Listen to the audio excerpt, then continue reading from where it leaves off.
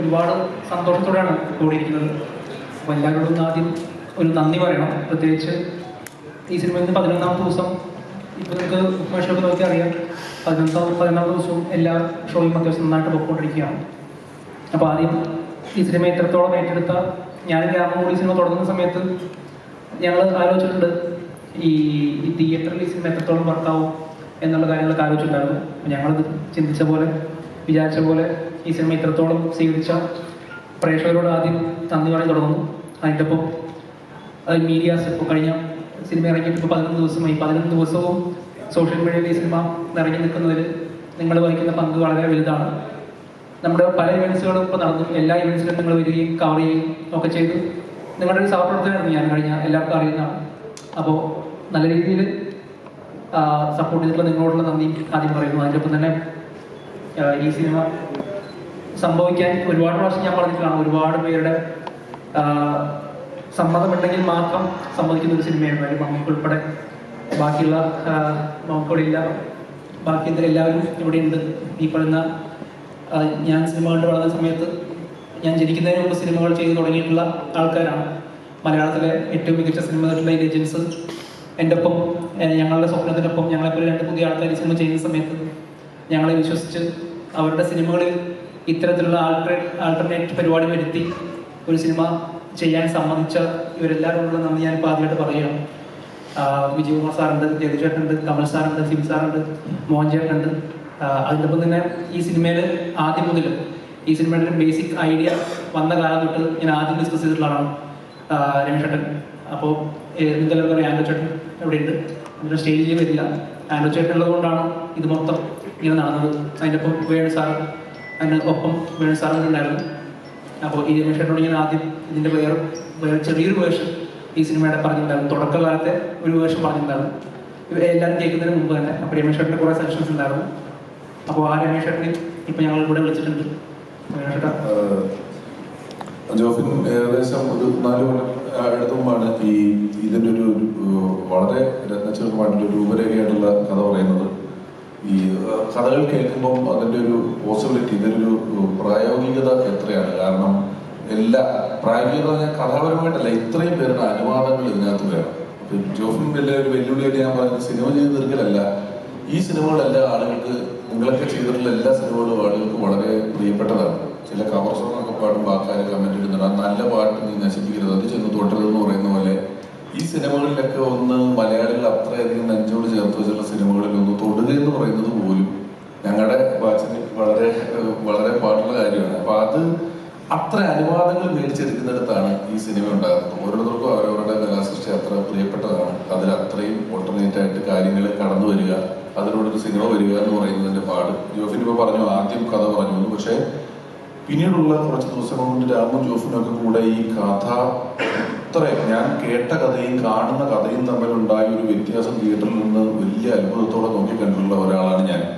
അതിൽ മമ്മൂട്ടി ചേട്ടൻ എന്ന് പറയുന്ന അതിൻ്റെ ലാസ്റ്റ് ഡയലോഗ് നമുക്ക് പറയുമ്പോഴും അവിടെ ഉണ്ടായിരുന്നു ഞാൻ. ആ പേര് ആദ്യം ഈ സിനിമയിൽ പറഞ്ഞതും അതിന് കാരണക്കാരനായതും അത് മുത്താരം മുന്ന് വ്യൂ എന്ന് പറയുന്ന സിനിമയെന്നാണ്. അതിൻ്റെ തുടക്കം ജഗദീഷ് ചേട്ടൻ്റെ കഥയാണ് ആ സിനിമ എന്ന് പറയുന്നത്. അപ്പൊ ഇനി ഞാൻ ജഗദീഷ് ചേട്ടൻ രണ്ടുമൊക്കെ പറഞ്ഞിട്ട് നമുക്ക് വിശേഷത്തിലോട്ട് പോകാം.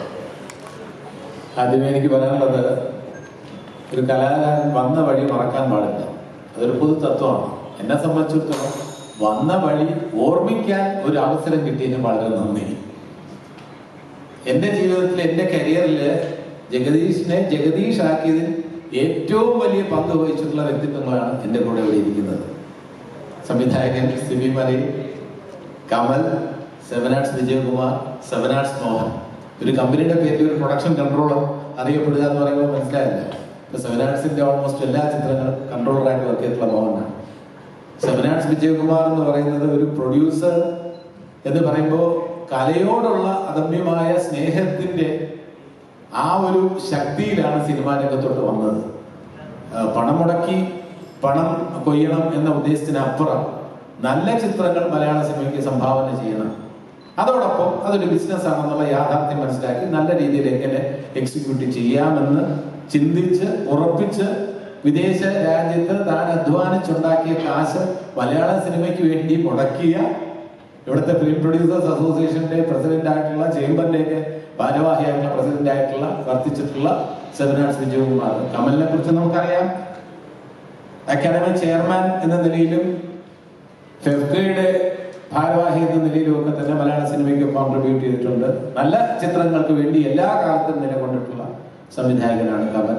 സൂപ്പർ താരങ്ങളുടെ ചിത്രം എടുക്കുമ്പോഴും താരങ്ങളുടെ ഇമേജിന്റെ പിന്നാലെ പോകാതെ അവരുടെ നല്ല ചിത്രങ്ങളായിരിക്കണം മലയാള സിനിമയ്ക്ക് നൽകേണ്ടതെന്ന് വിശ്വസിച്ച സംവിധായകൻ കമൽ. സിബി മലയാളിനെ കുറിച്ചും എനിക്ക് പറയാനുള്ളത് അത് തന്നെയാണ്. സിബി എല്ലാ കാലത്തും, സിബിയെ കുറിച്ച് പറയുമ്പോൾ എനിക്ക് ഒരുപാട് പറയാനുണ്ട്. അത് നിങ്ങളുടെ ചോദ്യങ്ങൾക്ക് മറുപടിയായിട്ട് ഞാൻ പറയാം. ഞാൻ പെട്ടെന്ന് ഓർക്കുന്നത് ഓടന്റെ അമ്മാവ് ആളറിയാം എന്ന എൻ്റെ രണ്ടാമത്തെ ചിത്രത്തിൽ അസോസിയേറ്റ് ഡയറക്ടറായിരുന്നു സിബി മലയിൽ.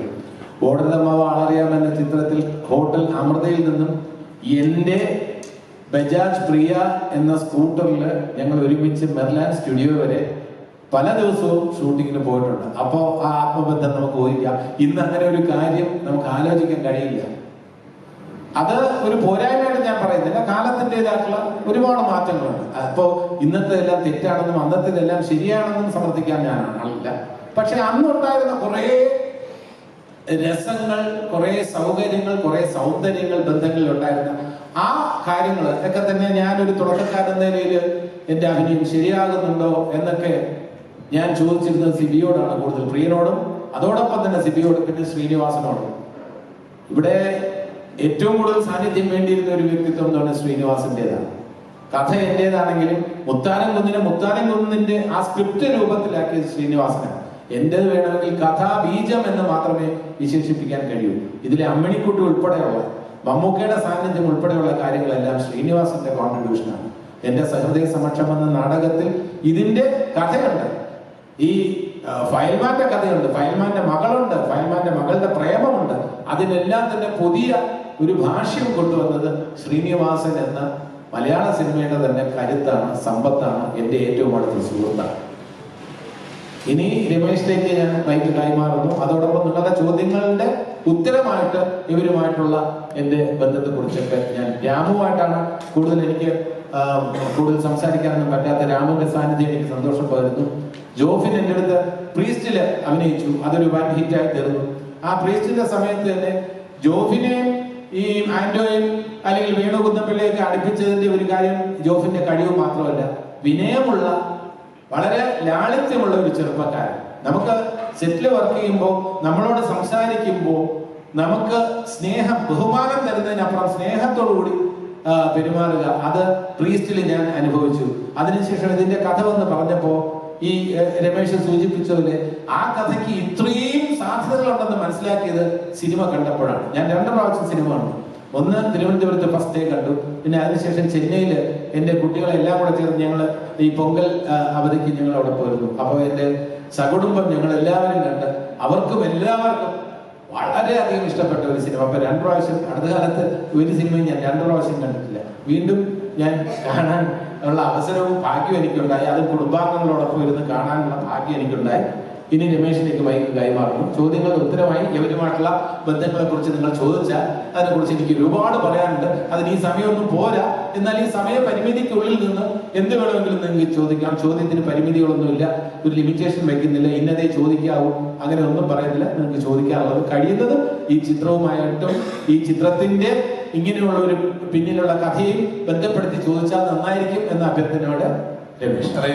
ജോഫിൻ ഈ പറഞ്ഞപ്പോഴും ഇപ്പം കാതോട് കാതോരത്തിന്റെ ലൊക്കേഷനൊക്കെ നമ്മൾ കാണിക്കുന്നുണ്ടല്ലോ. ഞങ്ങൾക്കൊക്കെ ഇപ്പം എന്തുകൊണ്ട് കലാകാരനാണെന്ന് ആഗ്രഹിച്ചില്ല, ജോഫിൻ സിനിമയാണെന്ന് ആഗ്രഹിച്ചു പറഞ്ഞാൽ ഞങ്ങളുടെ ഏറ്റവും വലിയ ഭാഗ്യം നമുക്ക് കിട്ടുന്ന നമ്മളെ ആൾക്കാർ തിരിച്ചറിയുന്നതിന് അപ്പുറം നിങ്ങളെ പോലുള്ള ആളുകളുടെ അടുത്തെത്താനും നിങ്ങളോടൊക്കെ സംവേദിക്കാനും ഉള്ളൊരു അവസരം കലാകാരനായിട്ട് കിട്ടിയെന്നുള്ളതാണ്. അപ്പൊ ഞാനിലോ അല്ലെങ്കിൽ അതുപോലുള്ള സിനിമ മാഗസിനുകളിലോ ഉള്ള നിശ്ചല ചിത്രങ്ങൾക്ക് അപ്പുറം ഒരു സിനിമയുടെ ലൊക്കേഷൻ കാണാനുള്ള യാതൊരുവിധ സൗകര്യങ്ങളും ഇല്ലാതെയാണ് ഞാൻ ജോഫിനും കൂടുന്ന ഒരു ബാച്ച് വളർന്നു വന്നിട്ടുള്ളത്. ഈ സിനിമയുടെ കാതോട് കാതോരത്തിന്റെ ലൊക്കേഷനൊക്കെ അവതരിപ്പിക്കുമ്പോൾ കമൽ സാറിന്റെ മകനാണ്, കമൽ സാറിന്റെ ചെറുപ്പക്കാരനായിട്ട് അത് അല്ല. ഒരാളെന്നോട് ചോദിച്ചു അത് ആണോ ചെയ്തിരിക്കുന്നതെന്നുള്ള അത്ര രൂപസാദൃശ്യം ഉണ്ടല്ലോ. അപ്പം ആ ലൊക്കേഷൻ സാർ തിയേറ്ററിൽ പണം കണ്ടോ, ആ ലൊക്കേഷൻ വീണ്ടും കാണുമ്പോൾ അതിന് എന്തുമാത്രം ആ ലൊക്കേഷൻ മറ്റേ ലൊക്കേഷൻ സാമ്യത ഉണ്ടായിരുന്നു. അയ്യോ, ഞാൻ കണ്ടത് പോയി. കാരണം ഒരുപാട് സാധനമാണ്. ഞാൻ വിചാരിച്ച റിയൽ ആയിട്ടുള്ള സ്ഥലത്ത് ഞങ്ങൾ ഷൂട്ട് ചെയ്തത്. ഇപ്പോഴും ഇവിടെ വെച്ചു പ്രത്യേകിച്ച് പള്ളി, ആ പള്ളി അതേ പള്ളി തന്നെയാണ് നമ്മൾ ഷൂട്ട് ചെയ്തത്. അല്ല, നമ്മൾ പള്ളി CG ആണ്. ആ CG ആണ്. അയ്യോ, കാരണം തരോ അതേപോലെ തന്നെ നിങ്ങൾ കാതോട് കഥ കണ്ടിട്ടുണ്ടെങ്കിൽ മനസ്സിലാവും. സെയിം സ്റ്റെപ്സ് അങ്ങനെയുള്ള പള്ളിയുടെ എല്ലാ ഞാനിപ്പോൾ ഓൻ്റെ അടുത്ത് ചോദിക്കുന്നത് നമ്മൾ എവിടെയായിരുന്നു ഷൂട്ട് ചെയ്ത് കറക്റ്റാണ് എനിക്ക് തിരുമുടിക്കുന്നുള്ളി അത് ആ പള്ളി ഷൂട്ട് ചെയ്തിട്ടുണ്ട്.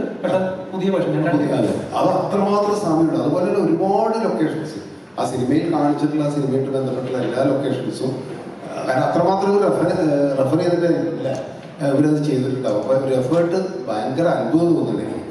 ഞാൻ ഓർക്കുന്നത് ഇവര് 3 വർഷമായിട്ടുണ്ടാവും ഇവര് എൻ്റെ അടുത്ത് ആദ്യം 3 വർഷമായിട്ട് അത് ഇവർ രണ്ടുപേരും ജോഫിൽ തന്നെയാണ് എൻ്റെ അടുത്ത് വന്നിട്ട് ഇങ്ങനൊരു കോൺസെപ്റ്റ് ഉണ്ട്, ഇങ്ങനെ ചെയ്യണം. അത് ജോൺ പോൾ ജീവിച്ചിരുന്നു. അങ്കിള് ജോൺ പോൾ പറഞ്ഞിട്ടാണ് വരുന്നതെന്ന് പറഞ്ഞിട്ടാണ് എൻ്റെ അടുത്ത് സംസാരിക്കുന്നത് കാര്യം. അപ്പോൾ എനിക്ക് അപ്പം തന്നെ ഭയങ്കര എക്സൈറ്റ്മെൻറ്റ് തോന്നി. ഞാൻ ചോദിക്കുകയും ചെയ്യും ഇത് എങ്ങനെ കാരണം നമുക്കൊരു അത്ഭുതം എങ്ങനെയായിരിക്കും ഇത് സ്ക്രിപ്റ്റ് ചെയ്യാൻ പോണത്, പിന്നെ അതിൻ്റെ മർഡറും കാര്യങ്ങളൊക്കെ പിന്നീട് എങ്ങനെയായിരിക്കും ഇൻവെസ്റ്റിഗേഷനൊക്കെ എനിക്കറിയില്ല. അത് ഇങ്ങനെ ഹാസ്പിറ്റലിൻ്റെ കാര്യങ്ങളെ കുറിച്ച് അങ്ങനെ ഡീറ്റെയിൽ പറഞ്ഞിട്ടില്ല.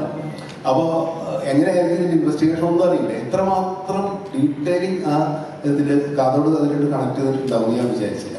അപ്പോൾ ഒരുപാട് ഓർമ്മകളുണ്ട്. ആ സിനിമ കണ്ടു കഴിഞ്ഞപ്പോൾ ഞങ്ങൾ കാതോട് കാതോട് ഷൂട്ട് ചെയ്ത പ്രത്യേകിച്ച് ഭരതേട്ടനിപ്പോൾ ജീവിച്ചിട്ടില്ല. ഭരതേട്ടനായിട്ടുള്ള ഓർമ്മകളൊക്കെ തന്നെ ഒരുപാട് ഓർമ്മകളുള്ള ഒരു സിനിമയിൽ. പിന്നെ വിജയകുമാർ കാര്യം പറഞ്ഞെങ്കിൽ ഈ 7 ആർട്സിൻ്റെ ബാനറിൽ ആദ്യം ചെയ്യുന്ന സിനിമയാണ് കാതോട് കാതോട്. അതൊരു വലിയ കാരണം ഭരതേട്ടനിൽ നിന്ന് തുടങ്ങി അല്ലേ, അതൊരു വലിയ ബാനറായി മലയാള സിനിമയിലെ നിറഞ്ഞു. നമുക്കറിയാലോ പഞ്ചാഗ്നി, നക്ഷത്രങ്ങൾ, ഇത് 3 ഒരേ സമയത്താണ് അല്ലേ വർക്ക് നടക്കണമെന്നുള്ളതായിരുന്നു ഏറ്റവും വലിയ തമാശ. ഈ 3 പടങ്ങളും നന്നായിട്ട് വന്നു. അതുകൊണ്ട് 7 ആർട്സ് എന്ന് പറയുന്ന ബാനർ മലയാളത്തിലെ ഏറ്റവും വലിയൊരു ബാനർ ആയി മാറുകയും ചെയ്തു. അപ്പൊ അതൊരു വലിയ ഓർമ്മയാണ് ആ സിനിമ. അന്നത്തെ ഫുൾ പേര് പരസ്യം ഞാൻ ഓർക്കുന്നു. കാതോട് കാതോടത്തിന്റെ തൊട്ട് താഴെ ചിലമ്പെന്നായിരുന്നു എന്റെ ഓർമ്മ. അതെ അല്ലേ, ചിലമ്പ്. അത് മോൻ പറയണ്ടായിരുന്നു. തിരുവനന്തപുരത്ത് എക്സൽ കോംപ്ലക്സിലാണ് പോലെ കോംപ്ലക്സില് ഒരേ സമയത്ത് 7 ആർട്സിന് 4 ഫിലിം ഓഡിറ്റോറിയം കോംപ്ലക്സിൽ ഒരു യുണീക്ക്.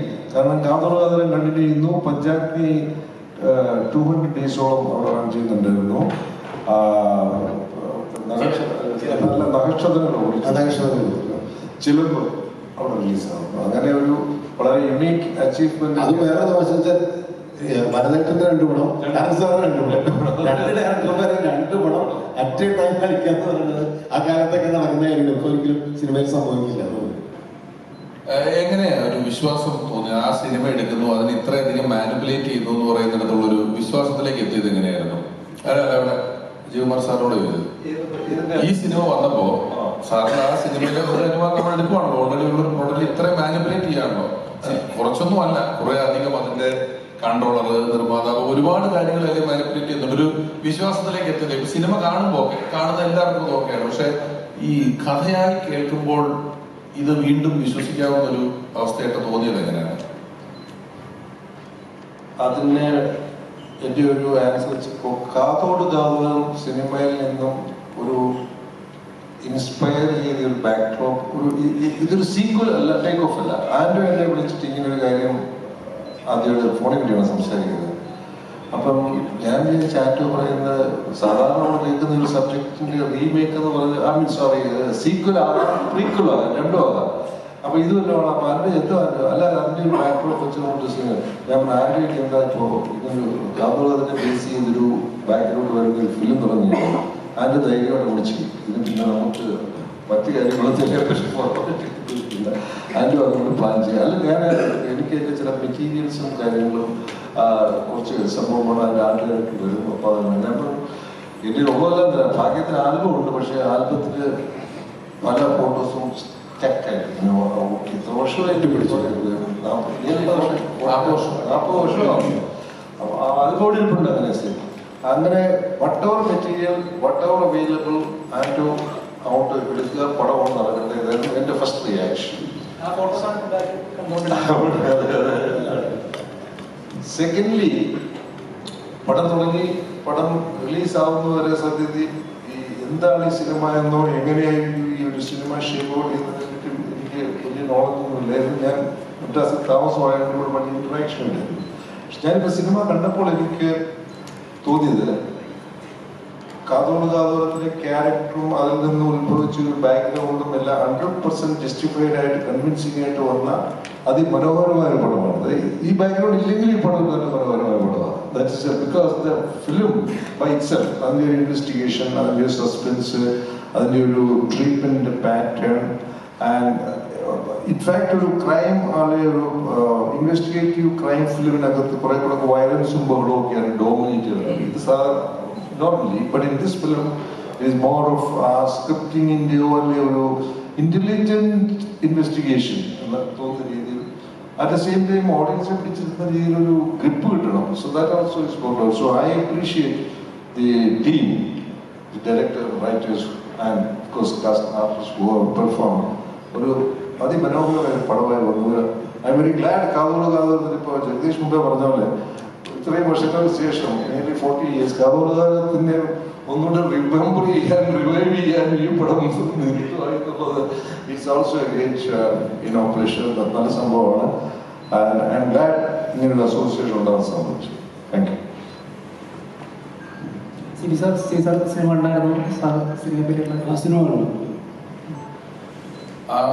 ആ ഒരു മുത്താരംകുന്ന് ബിയോ എന്ന് പറയുന്ന സിനിമയുടെ ആ മമ്മൂട്ടി ചേട്ടൻ എന്ന് വിളിക്കുന്ന ഒരു പ്രദേശവും കത്തും അല്ലെങ്കിൽ ആ കാലത്തെ ലൊക്കേഷനും വീണ്ടും കണ്ടതില് തീർച്ചയായിട്ടും. കാരണം ഇതിന് വല്ലാത്തൊരു കോയിൻസിഡൻസ് ഉണ്ട്. അതായത് ഞാൻ ഈ സിനിമയെ കുറിച്ച് ഇങ്ങനെ എൻ്റെ സോഷ്യൽ മീഡിയയിലേക്ക് വരുന്ന സ്റ്റിൽസൊക്കെ കാണുന്നുണ്ടായിരുന്നു.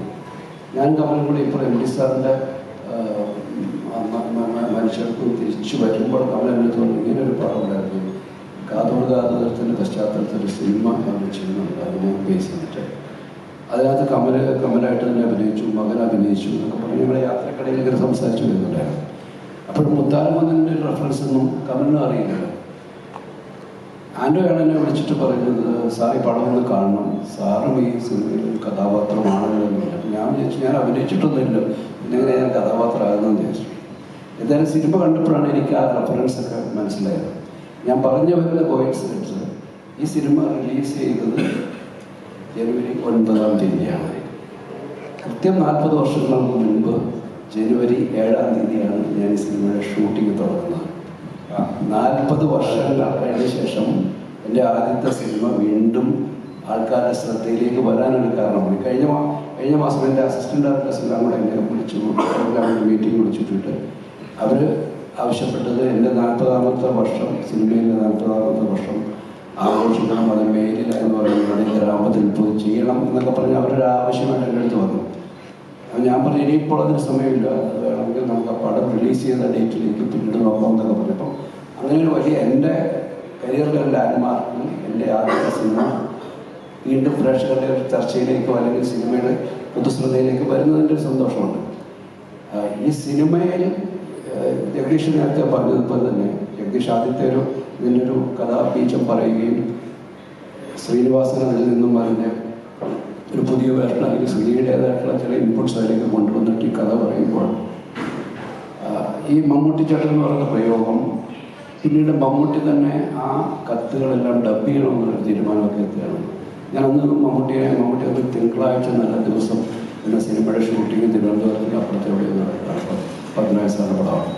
ഞാൻ അവിടെ പോയി നിന്നാണ് അദ്ദേഹത്തെ വിളിച്ചിട്ട് ഒരു മടിയില്ലാതെ വന്ന് നേരെ ഷൂട്ട് കഴിഞ്ഞ് വന്നാൽ ഇത് ഫുള്ളായിട്ട് ഡബ് ചെയ്യുകയും ചെയ്തു. ആ മമ്മൂട്ടി ചേട്ടൻ എന്ന പ്രയോഗം അന്നത്തെ കാലത്തും ആ സിനിമയുടെ രസങ്ങളുടെ ഭാഗമായിട്ട് ആൾക്കാർക്ക് അത് ഇഷ്ടപ്പെട്ടിട്ടുണ്ട്. മമ്മൂട്ടി അന്നൊരു വലിയ ഒരു സൂപ്പർ താരത്തിൻ്റെ പദവിയിൽ ഏറ്റവും മുന്നിൽ നിൽക്കുന്നൊരു കാലഘട്ടം കൂടിയാണ്. അതുകൊണ്ടാണ് മമ്മൂട്ടിയുടെ ഒരു ഫാനിനെ വെച്ചിട്ടൊരു സിനിമ ചെയ്യാനുള്ളൊരു പ്രചോദനം അത് തന്നെയാണ്, ആ സ്റ്റാർട്ടം കൊണ്ട് തന്നെയാണ്. സിനിമ കണ്ട് അവസാന ഭാഗത്തേക്ക് എത്തുമ്പോഴാണ് ജഗദീഷിൻ്റെ കഥാപാത്രം വിളിച്ച് പറയുമ്പോൾ തൊട്ടാണ് ഇതിൻ്റെ മുത്താരംകുന്ന് അതിലേക്ക് കയറുന്നത്. ഈ KJ ഹൗസ് എന്നൊക്കെ പറയുന്നത് അന്ന് ജഗദീഷ് കഥയിൽ പറയുമ്പോഴാണ് എനിക്കത് ഓർമ്മ വരുന്നത്. അങ്ങനെ പല കാര്യങ്ങളിലും നമ്മുടെ പഴയ ഒരുപാട് ഓർമ്മകളെ തിരിച്ചു തന്ന വ്യക്തിപരമായിട്ട് അങ്ങനത്തെ ഒരു സിനിമ കൂടിയാണ് എനിക്ക്. ഈ സിനിമയില് 7 ആർട്സിന്റെ ഓഫീസ് കാണിച്ചിട്ട് നേരെ മോഹൻചേട്ടനെയാണ് കാണിക്കുന്നത്. ഒരുപാട് പേര് വിജയകുമാരനാണെന്ന് തെറ്റിദ്ധരിച്ചിട്ടും ഉണ്ട് ഈ സിനിമയിൽ. കുറേ കൺട്രോളറായിട്ടുണ്ടല്ലോ, എത്രയോ പടങ്ങൾ അഭിനയിച്ചിട്ട് എത്ര എണ്ണം ഉണ്ടാവും മോഹൻചേട്ടൻ? ഇങ്ങനെ തലകണിച്ച കുറെ സിനിമകളുണ്ട്. അതിൻ്റെ ഒരു സിനിമയില് ധനത്തില് ഒരു ഡെഡ് ബോഡി കൊണ്ടുവരുന്നത് ഡെഡ് ബോഡിയുടെ മകനാ. അങ്ങനെ കുറെ അഭിനയിച്ചിട്ടുണ്ട്. പക്ഷെങ്കിൽ അതൊക്കെ ഒരു താമസ പോലെ ഷൂട്ടിങ്ങിന് ഇടയിൽ ഇങ്ങനെ അഭിനയിക്കുമ്പോഴൊക്കെ അഭിനയിക്കുന്ന പോലെയാണ് എനിക്ക് തോന്നിയിട്ടുള്ളത്. അപ്പൊ ഈ സിനിമയോട് എനിക്ക് ഉണ്ടായിരുന്ന ഒരു സപ്പോർട്ട് എന്താ വെച്ചാൽ, ഞാൻ ഈ സെവൻ ആർട്സ് മോഹൻ ഞാൻ പലർക്കും അറിയില്ല. ഈ സെവൻ ആർട്സ് മോഹൻ എന്ന് പറഞ്ഞാൽ ആരാണത്, പ്രൊഡക്ഷൻ കൺട്രോൾ ആണെന്നും അല്ലെങ്കിൽ സെവൻ ആർട്സിന്റെ പ്രൊഡക്ഷൻ കൺട്രോൾ ആണെന്നില്ല പലർക്കും അറിയില്ല. ഈ സിനിമയോട് അങ്ങനെ ഒരു ഗുണമുണ്ടായി. ഞാൻ സെവൻ ആർട്സിന്റെ പ്രൊഡക്ഷൻ കൺട്രോൾ ആയിരുന്നെന്നും 40 വർഷത്തോളം ഞാൻ സിനിമയിൽ, 40 ഞാൻ 45 വർഷമായി. എന്തായാലും ഈ സിനിമയുടെ ഒരു കഥ വെച്ച് 40 വർഷം ഞാൻ സിനിമയിലുണ്ടല്ലോ. അപ്പോൾ 45 വർഷം ഞാൻ സിനിമയിൽ ലൈവായി നിൽക്കുന്നു എല്ലാവരും കാണിക്കാൻ പറ്റി. അതെനിക്ക് ഭയങ്കര സന്തോഷം തോന്നുന്നു. പിന്നെ അഭിനയിക്കാൻ പറ്റും തോന്നുന്നുണ്ട്, അത് ആരെങ്കിലും വിളിച്ചാൽ അഭിനയിക്കണം. പിന്നെ ഈ സിനിമേന്റെ ഷൂട്ടിംഗ് സമയത്തുള്ള നല്ല ഓർമ്മകൾ കുറെ ഉണ്ടായി. ആ ഷൂട്ടിംഗ് സിനിമ കണ്ടപ്പോൾ നമ്മൾ ഈ സിനിമയായിട്ട് ബന്ധപ്പെട്ട് സെവനാർട്സിന് ഫസ്റ്റ് പടമായിരുന്നു വിജയവാസർ എന്ന സിനിമ എടുക്കാൻ വന്ന ആദ്യമായിട്ട് ഞങ്ങൾ മീറ്റ് ചെയ്തത്. അന്ന് തൊട്ട് സെവനാർട്സിന്റെ അവസാന പടം വരെ ഞാൻ തന്നെ ചെയ്തുകൊണ്ടിരുന്നു. അപ്പോൾ അങ്ങനെ കുറെ നല്ല ഓർമ്മകൾ ഈ സിനിമ ഉണ്ടായി. എന്റെ ഓർമ്മ മോഹന്റെ ഫസ്റ്റ് പ്രൊഡക്ഷൻ കൺട്രോൾ വന്ന പടവും കഥകളല്ലേ? അല്ല സാർ, ഫസ്റ്റ് പ്രൊഡക്ഷൻ കൺട്രോൾ വെച്ചാൽ അന്ന് ഞാനതിന് മുമ്പ് ഭരതേട്ടൻ്റെ ഫിലിം ഒന്നും ചെയ്തിട്ടുണ്ട്. ലോറി എന്നുള്ള സിനിമയില്ല. ലോറിയിൽ പക്ഷെ ഞാൻ മാനേജർ മാത്രമായിരുന്നു. പക്ഷെ പ്രൊഡക്ഷൻ കൺട്രോൾ എന്നുള്ള പേര് അതിന് മുമ്പ് പടത്തിൽ സത്യകളുടെ പടം അടുത്തടുത്തുള്ള സിനിമയിലൊക്കെ അതിനെ ചെയ്തിട്ടുണ്ട്. പിന്നെ വേറെ സുപ്രിയ കുറെ ഫിലിം ചെയ്തിട്ടുണ്ട്. ഓക്കെ, അതൊരു ഇതിലെന്തോ ഈ കാതോടുതരത്തിലുള്ള ഒരു ഇതുണ്ടായിരുന്നു. ജോബിന് ഇതിനിടയിൽ ഒരു ദിവസം പെട്ടെന്ന് വിളിച്ചു, ചേട്ടാ ദേവദൂതർ പാടി എന്നുള്ള പാട്ട് മറ്റേ ചാക്കോച്ചന്റെ പടത്തിൽ എന്നാത്ത കേസ് കൂടുതല് വീണ്ടും വന്നിരിക്കുകയാണ്, അതിലെന്തെങ്കിലും സാധനങ്ങൾ ഇതിങ്ങനെ ഉരുട്ടി കൊണ്ടുവരുന്ന സമയത്താണ് ആ പാട്ട് വന്നത്. അപ്പം കഴിഞ്ഞ പോലെ ആ പാട്ട് വീണ്ടും വരുന്നു, അത് ഗംഭീരമായിട്ട് ഹിറ്റാകുന്നു, ആ സിനിമ ഹിറ്റാകുന്നു. വന്നു കഴിഞ്ഞ് കയറിയതാ. അതും അതിനകത്ത് ഞെട്ടിപ്പോയി. അതാദ്യം കണ്ടപ്പോ എന്നുള്ളത്. ജോഫിന്റെ രാം, കാരണം ഇപ്പം ഈ ജോഫിൻ ഇത് ആദ്യം പറഞ്ഞല്ലോ നിങ്ങളുടെ കൂട്ടത്തിലാണെന്നുള്ളത്. ജോഫിൻ ഒരു ഓൺലൈൻ മാധ്യമത്തിന്റെ ഉടമസ്ഥനായിരുന്നു. സിനിമ പ്രൊമോഷന്റെ ഒക്കെ ഭാഗമായിട്ട് നമ്മൾ ഓൺലൈനിൽ വരുന്ന സംഘത്തിലുള്ള ആളാണ് ജോഫിൻ. എൻ്റെ പടത്തിന്റെ പ്രൊമോഷനൊക്കെ വന്നിട്ടുണ്ട്. അപ്പം ജോഫിൻ ആ ഒരു മേഖല കുറച്ച് സുഹൃത്തുക്കളും ഒക്കെ ഉള്ള ഒരു സ്ഥലമാണ്. അവിടുന്നാണ് ജോഫിൻ സിനിമയെ സ്നേഹിച്ചിട്ടാണ് അതിലേക്ക് വന്നതും എല്ലാം. അപ്പം ഇപ്പം ഈ ദേവദൂതറിന്റെ താഴെ പോയി നോക്കിക്കഴിഞ്ഞാൽ ഈ സിനിമ കണ്ടതിന് ശേഷം ഒറിജിനൽ പാട്ടിൽ വന്നിട്ട് അവിടെ ഇയാൾ നിൽപ്പുണ്ടോ എന്ന് നോക്കുന്ന എത്ര പേരുണ്ട് യൂട്യൂബിൽ. അങ്ങനെ ഒരു കമന്റും സംഭവമൊക്കെ വന്നിട്ടുണ്ട്. ഇത് രാഹുൽ എവിടെ തോന്നിയതായിരുന്നു ഈ ആശയം? ഇതിന് തുടക്കം എന്ന് പറഞ്ഞാൽ ഞാൻ 2013 ആദ്യമായിട്ട് അസിസ്റ്റന്റ് ഡയറക്ടറായിട്ട് വായമുടി കേസ് തമിഴിൽ ബാലാജി മോഹൻ്റെ കൂടെ വർക്ക് ചെയ്തു. അപ്പം അന്ന് 21 വയസ്സായിരുന്നു ആദ്യമായിട്ട് അസിസ്റ്റന്റ് ഡയറക്ടർ വർക്ക് ചെയ്യുമ്പോൾ. അതിൻ്റെ ഒരു വർക്ക് പ്ലേസ് ഷോക്ക് എന്ന് പറയും. നമ്മൾ സെറ്റിലെത്തി കഴിയുമ്പോൾ നമ്മളതിൻ്റെ ജൂനിയർ ആർട്ടിസ്റ്റുകളുമായിട്ടുള്ളൊരു ഇടപെടൽ എന്ന് പറയുമ്പോൾ ആദ്യമായിട്ടാണ് ഈ എൻ്റെ ഒരു കംഫർട്ട് സോണിൽ നിന്ന് പുറത്തിറങ്ങി ഇതിൻ്റെ ഒരു പ്രഷർ ഉണ്ടല്ലോ സിനിമയുടെ. നമ്മുടെ ഇവരുടെ ഒരു അവസ്ഥ കാണുമ്പോൾ ഒരു ഷോക്കുണ്ട് ജൂനിയർ ആർട്ടിസ്റ്റുകൾ. അത് എൻ്റെ മനസ്സിൽ വല്ലാതെ കൊണ്ടുവരുന്ന സംഗതിയാണ് ഇമോഷണലി. അന്ന് അത് തമിഴ് പ്രൊഡക്ഷൻ കൺട്രോളർ ആയതുകൊണ്ട് തന്നെ ജൂനിയർ ആർട്ടിസ്റ്റ് കോർഡിനേഷൻ തന്നെയാണ് ഏൽപ്പിച്ചിരുന്നത്. ഇവിടുത്തെ കൊച്ചിയിലത്തെ കോർഡിനേഷൻ തന്നെയാണ് ഏൽപ്പിച്ചിരുന്നത്. അപ്പോൾ ഇത് അവരുടെ എന്തോ ഇമോഷണലിയാണ് ബുക്കിംഗ് ചെയ്തിരുന്നത്. പിന്നെ ഞാൻ നോക്കുമ്പോൾ പിന്നെ ഞാൻ പലവട്ടം കണ്ട സിനിമകളിൽ, ഇപ്പോൾ എക്സാമ്പിൾ പറയുന്നത് ഗോഡ് ഫാദർ പോലെയൊക്കെ 100 വട്ടം കണ്ട സിനിമകളിൽ ഞാൻ ശ്രദ്ധിച്ചിരുന്നത് പിന്നിൽ നിൽക്കുന്നവരാണ്. ഇവരെ ശ്രദ്ധിച്ചു തുടങ്ങിയപ്പോൾ ഇവർ പല സിനിമകളിലും ഉണ്ട്. ഇവരെ ഞാൻ അപ്പോഴാണ്, അതുവരെ ഞാൻ ശ്രദ്ധിച്ചിട്ടില്ല. ഇവർ 5-6 സിനിമകൾ ഞാൻ പിന്നെ നോട്ടീസ് ചെയ്യുന്നത് ഇവരാണ് ഞാൻ ശ്രദ്ധിക്കുന്നത്. അപ്പോൾ നമ്മുടെ കൺമുൻപിൽ ഉണ്ടായിട്ടും കാണാതെ പോയ ഒരു തോട്ടെന്നാണ് അത് രേഖയിലേക്ക് എത്തിയത്.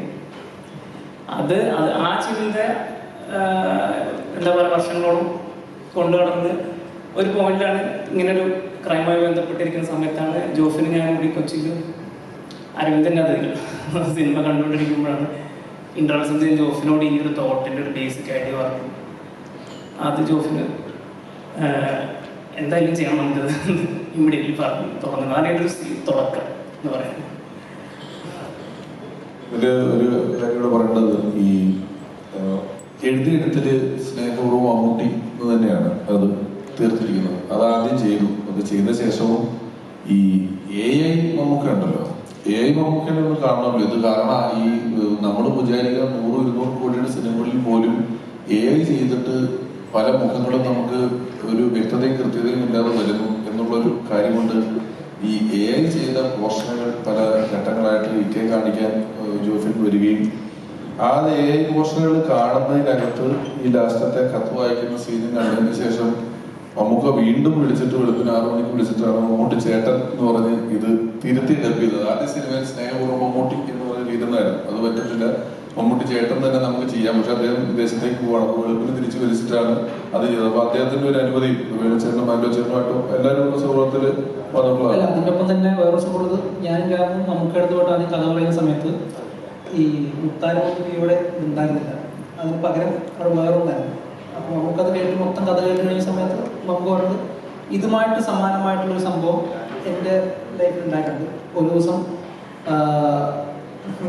ശ്രീനിവാസൻ വന്നിട്ട് മമ്മൂക്ക അടുത്ത് വന്ന് ഇങ്ങനെ എനിക്ക് കത്ത് വരുന്നുണ്ട്. ആ കത്തിൽ മമ്മൂക്ക് ചോട്ടൻ എന്ന് പറയുന്ന സംഭവമുണ്ട്, അത് ഞങ്ങൾക്ക് സിനിമയാക്കണം എന്ന് പറഞ്ഞു. അപ്പം നമുക്ക് പറഞ്ഞു ഞാൻ അഭിനയിക്കില്ല എന്ന് പറഞ്ഞു. അപ്പം ഞാൻ നിങ്ങൾ അഭിനയിക്കേണ്ട, ഡബ് ചെയ്താൽ മതി എന്ന് പറഞ്ഞൊരു സംഭവം ഉണ്ടായിരുന്നു.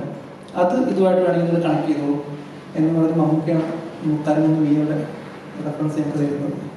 അങ്ങനെ സാധനം കണക്ട് ആക്കുക. എല്ലാവരും ചോദിക്കുന്നത് എങ്ങനെ ഇത് ഇത്രയും ബ്രില്ലിൻ്റെ കണക്ട് ചെയ്യാൻ പറ്റിയെന്നുള്ളത്. പക്ഷെ അത് ഇങ്ങനെ വന്നൊരു സംഭവമാണ്. മമ്മൂട്ടിയാണ് പോയതല്ലേ? അങ്ങനെ ഒരു സംഭവം ഉണ്ടായിരുന്നു മമ്മൂട്ടിക്കാണ് പറഞ്ഞു തന്നു. അതിൻ്റെ ഒപ്പം തന്നെ ഞങ്ങൾക്ക് ഭയങ്കര സർപ്രൈസിങ് ആയത് അതിൻ്റെ കാലഘട്ടം നോക്കുമ്പോൾ ഭയങ്കര എന്നെ അതാണ് അത്ഭുതപ്പെടുത്തിയത്. കാരണം ഞാൻ മുത്താരംകുന്ന് POയുടെ ഫൈനൽ പ്രിൻ്റ് ആയി കഴിഞ്ഞ ശേഷം അത് മദ്രാസിൽ അന്ന് ഫിലിം ചേംബർ എന്ന് പറയുന്ന ഒരു തിയേറ്റർ ഉണ്ട്, അവിടെയാണ് പ്രീവ്യൂ ഷോസ് ഇടാറുള്ളത്. അപ്പോൾ ഞാൻ ലിസി അന്ന് പപ്പൻ, പ്രിയപ്പെട്ട പപ്പൻ എന്ന് പറയുന്ന സിനിമയിൽ അഭിനയിക്കാൻ വേണ്ടിയിട്ട് അവിടുത്തെ രഞ്ജിത്ത് ഹോട്ടലിൽ താമസിക്കുന്നുണ്ട്. അപ്പോൾ പ്രിവ്യൂവിൻ്റെ കാര്യമൊക്കെ പറയാൻ വേണ്ടി ഞാൻ ലിസിയുടെ മുറിയിലേക്ക് ചെല്ലുമ്പോൾ അവിടെ വിജയകുമാറുണ്ട്. വിജയകുമാർ കാതോട് കാതോട് അതിൻ്റെ ലൊക്കേഷനിലേക്ക് പോകുന്നതിന് മുമ്പായിട്ട് ലിസിക്ക് അഡ്വാൻസ് കൊടുക്കാനോ അല്ലെങ്കിൽ അതിൻ്റെ പ്രോഗ്രാം പറയാനോ മറ്റോ വന്നതാണ്. അപ്പം ഞാൻ ഈ പ്രിവ്യൂവിൻ്റെ കാര്യം പറയുകയും വൈകുന്നേരം അത് പ്രിവ്യൂ ഉണ്ടെന്ന് പറഞ്ഞപ്പോൾ വിജയകുമാർ അന്ന് യാത്രയാകും. വിജയകുമാർ അത് കാണാൻ നിന്നില്ല. അദ്ദേഹം ഈ സിനിമയുടെ കൊടൈക്കനാലിലേക്ക്, ഒരു പ്രധാന ലൊക്കേഷൻ കൊടൈക്കനാലായിരുന്നു, അദ്ദേഹം അങ്ങോട്ടേക്ക് പോകുന്ന ദിവസമാണ്. അപ്പം കൃത്യമായിട്ടും ഇത് നിങ്ങളുടെ കഥയിൽ പറയുന്ന ആ ഒരു പീരിയഡ് കൃത്യമായിട്ട് വർക്കായി. 85 ജൂണിൽ മുത്താരംകുന്ന് PO റിലീസാകുന്നു. ഇതാ നവംബറിൽ റിലീസാകുന്നു. അപ്പോൾ അത് ആ ഒരു കറക്റ്റ് ടൈം അതിനകത്ത് വരികയും ചെയ്തു. അല്ല, അത് അത്ര റെഫറൻസുകൾ എടുക്കുന്നുണ്ട് കറക്റ്റായിട്ട്. ഞാൻ അത്ഭുതപ്പെട്ടൊരു കാര്യമാണ് ഓരോ സിനിമകളുടെ കാര്യം പറയുമ്പോൾ. പിന്നെ എന്താ പറയുക, ഇപ്പൊ പള്ളാശ്ശേരി നമുക്കറിയാവുന്നതാണ്. എൻ്റെ അന്നത്തെ കാലത്ത് ഞാന അതിൻ്റെ റെഫറൻസ്, ഞാനയുടെ കുറെ സ്കിൽസുകൾ കാണിച്ചു. പിന്നെ ജോൺ പോളിനൊക്കെ അന്നത്തെ ജോൺ പോൾ ഞാൻ അന്ന് നിങ്ങൾ ഫസ്റ്റ് നമുക്ക് ചോദിക്കുകയും ചെയ്തില്ല. ഇപ്പോഴത്തെ അങ്കിളല്ല കേട്ടോ, അന്ന് അത്ര തടിയില്ല കേട്ടോന്ന് തോന്നുന്നു. പക്ഷെ അത് കറക്റ്റായിട്ട് നിങ്ങൾ കണ്ടുകഴിഞ്ഞാൽ ജോൺ പോൾ അന്നത്തെ ജോൺ പോൾ. മാത്രമല്ല ഈ ജോൺ പോൾ സാറിന്റെ നമ്മുടെ സഫാരി ചാനലിൽ ഒരു വിഷ്വൽ കാണിക്കുന്നുണ്ടല്ലോ, അതിലൊരു 2 ഡയലോഗ് ശബ്ദം നോക്കണം. നമ്മുടെ വിഷ്വൽ ഇല്ലാതെ ഓഡിയോ പോകുന്നുണ്ട്. അപ്പൊ ആ ശബ്ദം കിട്ടാൻ തന്നെ എത്ര മിനിറ്റുകാരെ നമ്മള് എനിക്ക് തോന്നി ഇത് കറക്റ്റ് വെച്ചല്ലേ. എത്രയോ പേരെ പരീക്ഷിച്ചിട്ടാണ് ആ ശബ്ദത്തില് ആ ഓഡിയോയിൽ എത്തിയിട്ടുള്ളത്. ഇതിന്റെ കറക്റ്റ് സിംഗ് വരുന്നിടത്ത് ഇതിന്റെ പുറകിൽ നിന്നാണ് ഷോട്ട് ചെയ്യുന്നത്. കുറച്ച് പറഞ്ഞു കുറച്ച് ചെയ്തിട്ടുണ്ട്. ജോൺസൺ ലിപ്പ് കുറച്ച് ചെയ്തിട്ടുണ്ട്. എന്തെങ്കിലുമൊക്കെ ചോദിക്കാനുണ്ടെങ്കിൽ നമുക്ക് ചോദിക്കാം. ഇതിൽ എൻ്റെ ഏറ്റവും വലിയ ഭാഗ്യം എന്ന് പറയുന്നത് എന്നെ AI ചെയ്യാതെ തന്നെ അവതരിപ്പിച്ചിട്ടുണ്ട്. അതിന് കാരണം തരാം. ഏകദേശം അന്നെങ്ങനെ അതേപോലെ തന്നെ എപ്പോഴും നമുക്കൊക്കെ എപ്പോഴും അത്ഭുതം തോന്നുന്നു. ഇപ്പോഴും മുതലേ ഞങ്ങായിട്ടിരിക്കുന്നത് ജഗദീഷ് മാത്രമേ കേട്ടോ അങ്ങനെ. അതിന് വേറൊന്നും കൂടെ ഉണ്ട്. ജഗദീഷൻ പറഞ്ഞോ നിങ്ങളുടെ തമ്മില്. അതില് ഈ ജഗദീഷ് ചേട്ടൻ വർത്തമാനകാലത്തിൽ ഇരുന്നിട്ടാണല്ലോ ഈ കഥ മുഴുവൻ പറയുന്നത്. ഈ കഥ പറയുന്നതിൽ ജഗദീഷ് ചേട്ടൻ ഒരു യൗവനം കാണിക്കുന്നുണ്ട്. ആ യൗവനത്തിൽ ജഗദീശൻ, ഞാൻ ആ കുട്ടിക്ക് ഒരു കത്തെഴുതി നൽകുമ്പോൾ ജഗദീശന്റെ ഒരു ശബ്ദം ഉണ്ടല്ലോ, അതിനെ യൗവനമാക്കിയിട്ടുണ്ട് ഒരു ശബ്ദത്തിൽ കുറച്ച് മാറ്റം വരുത്തിയിട്ടുണ്ട്. കാരണം ഇപ്പോഴത്തെ ശബ്ദം ആയിരിക്കുമല്ലോ അതിനെ. അപ്പൊ അതിനെ ഒരു ജഗദീശൻ നിത്യഭാവമാണെങ്കിലും അതിനെയും ആ കത്തില് പറയുന്ന ശബ്ദവും ഇത്തിരി മാറ്റിയിട്ടാണ് ചെയ്തിട്ടുള്ളത്.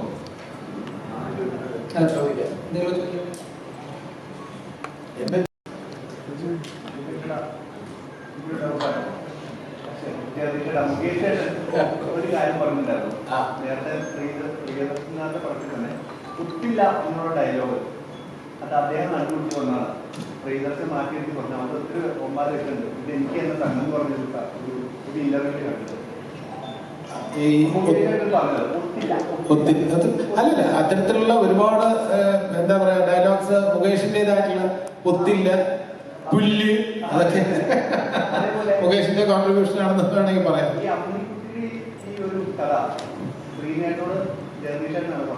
അല്ല, അമ്മിണിക്കുട്ടി ശ്രീനിവാസന്റെ കോൺട്രിബ്യൂഷനാണ്.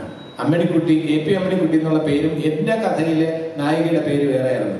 അതില് രസകരമായിട്ടുള്ള ഒരു കാര്യം പറയാം. ഇതിൽ മുകേഷിന് കൊടുത്തിരിക്കുന്ന പേര് ദിലീപ് കുമാറിനാണ്, ശ്രീനിവാസിന് കൊടുത്തിരിക്കുന്ന പേര് ദേവാനന്ദനാണ്. ഏറ്റവും ടോപ്പ് ആയിട്ടുള്ള 2 ഹീറോസിന്റെ പേരാണ് ഇതിൽ അവരുടെ കഥാപാത്രങ്ങൾക്ക് കൊടുത്തിരിക്കുന്നത്.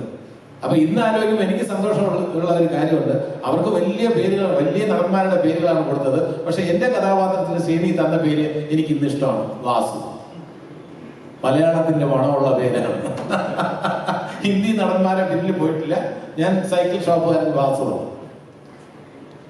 അതിൽ അമ്മിണിക്കുട്ടി എന്ന് പറയുന്ന കഥാപാത്രം മാത്രമല്ല, ധാരാസിംഗ്, എന്റെ കഥയിൽ ധാരാസിംഗ് ഇല്ലായിരുന്നു. ശ്രീനിവാസന്റെ കോൺട്രിബ്യൂഷനാണ് അത്. ധാരാസിംഗിനെ പോലുള്ള ഒരാള് കീഴ്പ്പെടുത്തിയാൽ മാത്രമേ മകളെ വിവാഹം കഴിച്ചു കൊടുക്കുന്നാക്കിയാൽ അത് കൂടുതൽ ഗ്രിപ്പിംഗ് ആവുന്ന ശ്രീനിവാസൻ. നമ്മളെല്ലാവരും സിബിയൊക്കെ പറഞ്ഞു എവിടുന്ന് ധാരാസിംഗിനെ കിട്ടും.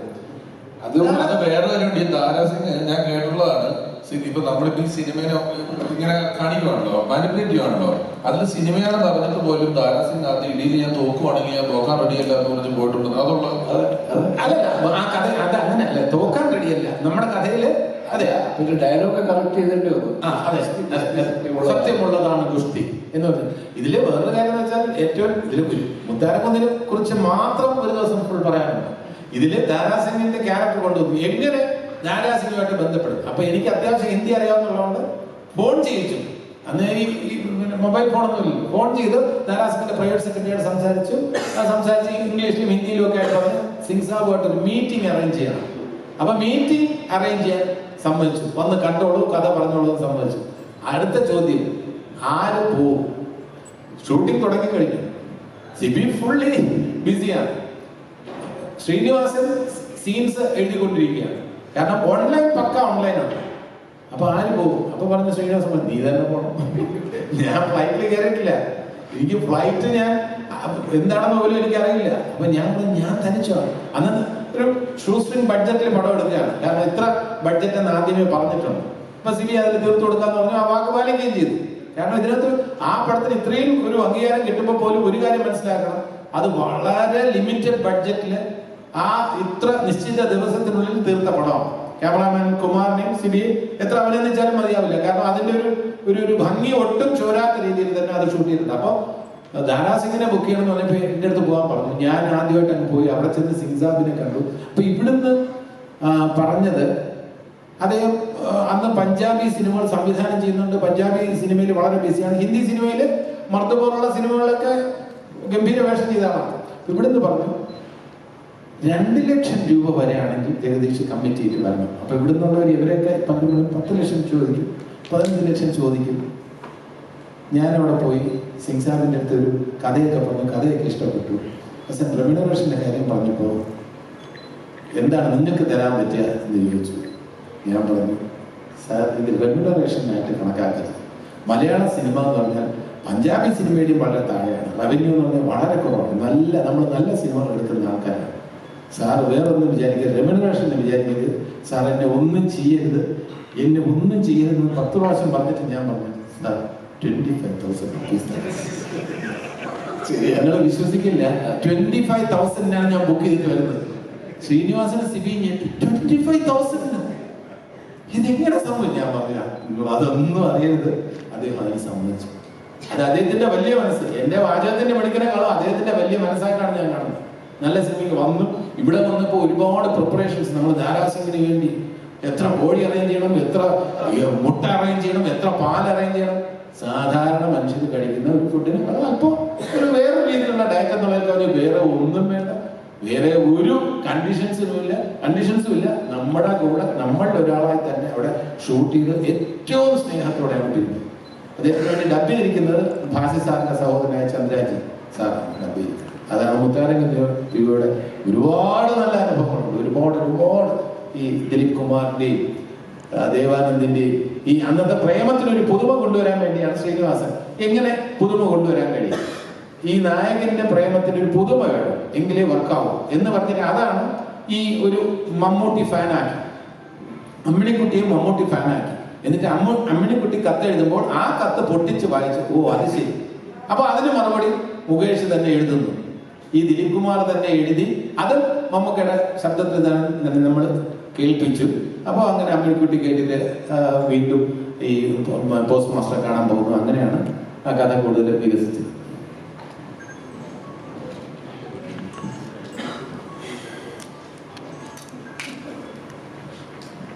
ഇതില് നാന കാണിക്കുന്നുണ്ടല്ലോ, അപ്പൊ അതില് ഈ രവിയുടെ യൗവനം ശ്രീജിത്ത് രവി തന്നെ ചെയ്തേക്കുന്നത്. അപ്പൊ അതിലൊരു നാന ഇങ്ങനെ തിരിച്ച് കാണിക്കുന്നതിൻ്റെ അകത്ത് മമ്മൂക്കയുടെ ഫോട്ടോ വെച്ചിട്ട് അതിന്റെ ഹെഡിങ് നടൻ അഹങ്കാരമോ. മമ്മൂക്കയോട് ആദ്യമേ ചോദിച്ചിട്ടില്ലെന്ന് തോന്നുന്നു ഞാനിലെ വാർത്ത എന്താണ്. ഓ അതിനകത്തും അത് തന്നെയാണോ പറഞ്ഞേക്കുന്നത്? 40 വർഷം മുമ്പുള്ള ഞാനില്ലെങ്കിലും നല്ലത് കാണിക്കാൻ പാടില്ലായിരുന്നു എന്ന് ചോദിക്കുന്നുണ്ടായിരുന്നു. അത് നിനക്ക് എവിടെ നിന്നാണ് ചോദിക്കുന്നത്? അത് കിട്ടും നടൻ അഹങ്കാരമോ എന്നൊരു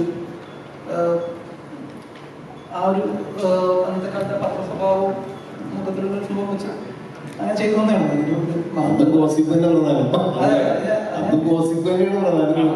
ഇപ്പൊ ഓൺലൈനിൽ നിങ്ങൾ ഇടാറുണ്ടല്ലോ.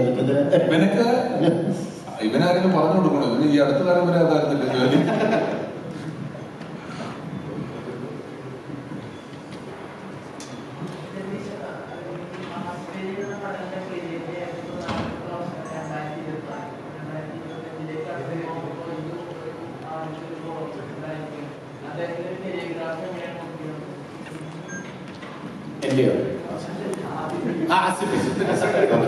ആസിഫ് അലി നമുക്ക് എല്ലാവർക്കും അറിയാം. ആസിഫ് അലിയുടെ ഒരു ഗ്രാഫ് എന്ന് പറയുന്നത് ഒരിക്കലും താഴോട്ട് പോയിട്ടില്ല.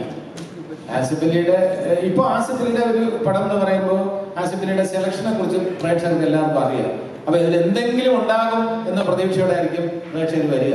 ഇനി അടുത്ത ചിത്രം ആഭ്യന്തര കുറ്റവാളി എന്ന് പറയുന്ന ചിത്രമാണ്. അതിലും ഭാഗ്യവശാൽ ഞാനൊരു വേഷം ചെയ്യുന്നുണ്ട്. അപ്പൊ അത് പ്രതീക്ഷയോടെ കാത്തിരിക്കുകയാണ്.